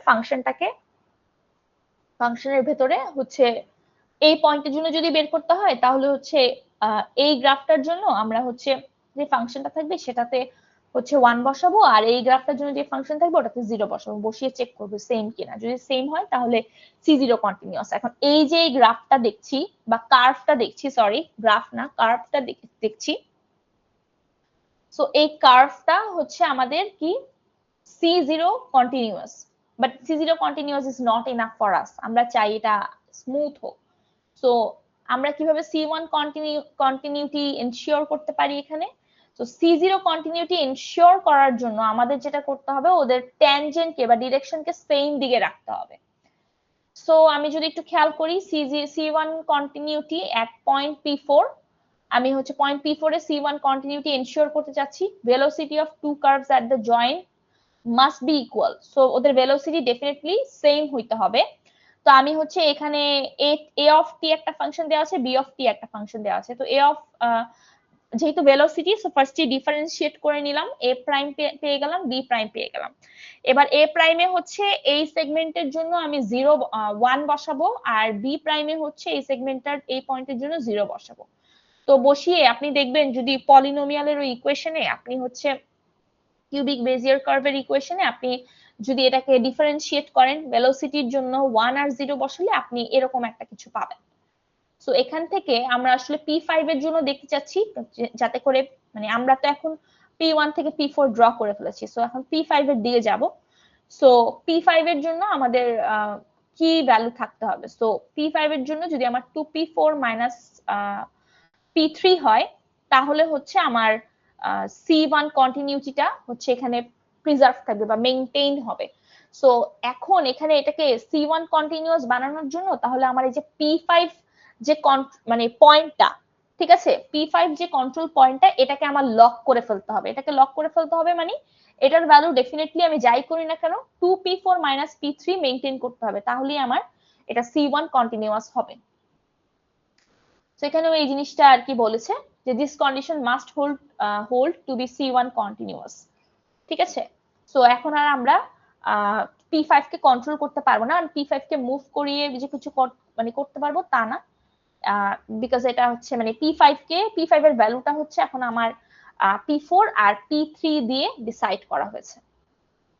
সো এই আর কি, এখানে হচ্ছে মানে C আর G কন্টিনিউটি ডিফারেন্স বলা হচ্ছে যে দেখেন এখানে খেয়াল করে দেখেন, এটা হচ্ছে আমার C1 কন্টিনিউয়াস, তো এখানে আমার ডিরেকশনের সাথে আমার যে ট্যানজেন্ট ভেক্টর গুলো আছে ওগুলোর ম্যাগনিটিউডও সেম, বাট G1 কন্টিনিউয়াস এর ক্ষেত্রে আমার ডিরেকশন সেম কিন্তু আমার কিন্তু ম্যাগনিটিউড ডিফারেন্ট, এটা হচ্ছে এটার ম্যাগনিটিউড বেশি। সো এটা হচ্ছে G1 continuous, not C1 continuous. So that is all about curves. আপনাদের আসলে অনেক লেন্দি মনে হতে পারে সিন্স বেশ বড় একটা স্লাইড ছিল, আপনারা ভালোভাবে স্লাইডটা গো থ্রু করবেন। আই উড সাজেস্ট আবার রেকর্ডিংটা দেখবেন, প্রয়োজন হলে এই লিংকে যে রেকর্ডিংটা দেয়া আছে সেই রেকর্ডিংটাও দেখবেন। এন্ড আপনাদের এখানে বেশ কিছু ইউজফুল রিসোর্সেসও দেয়া আছে, সো এখান থেকে চাইলে এই রিসোর্স গুলো দেখতে পারেন, আপনাদের আন্ডারস্ট্যান্ডিং এর জন্য ভালো হবে। তো এই পর্যন্তই ছিল, কারো কোনো কোয়েশ্চেন থাকলে করতে পারেন।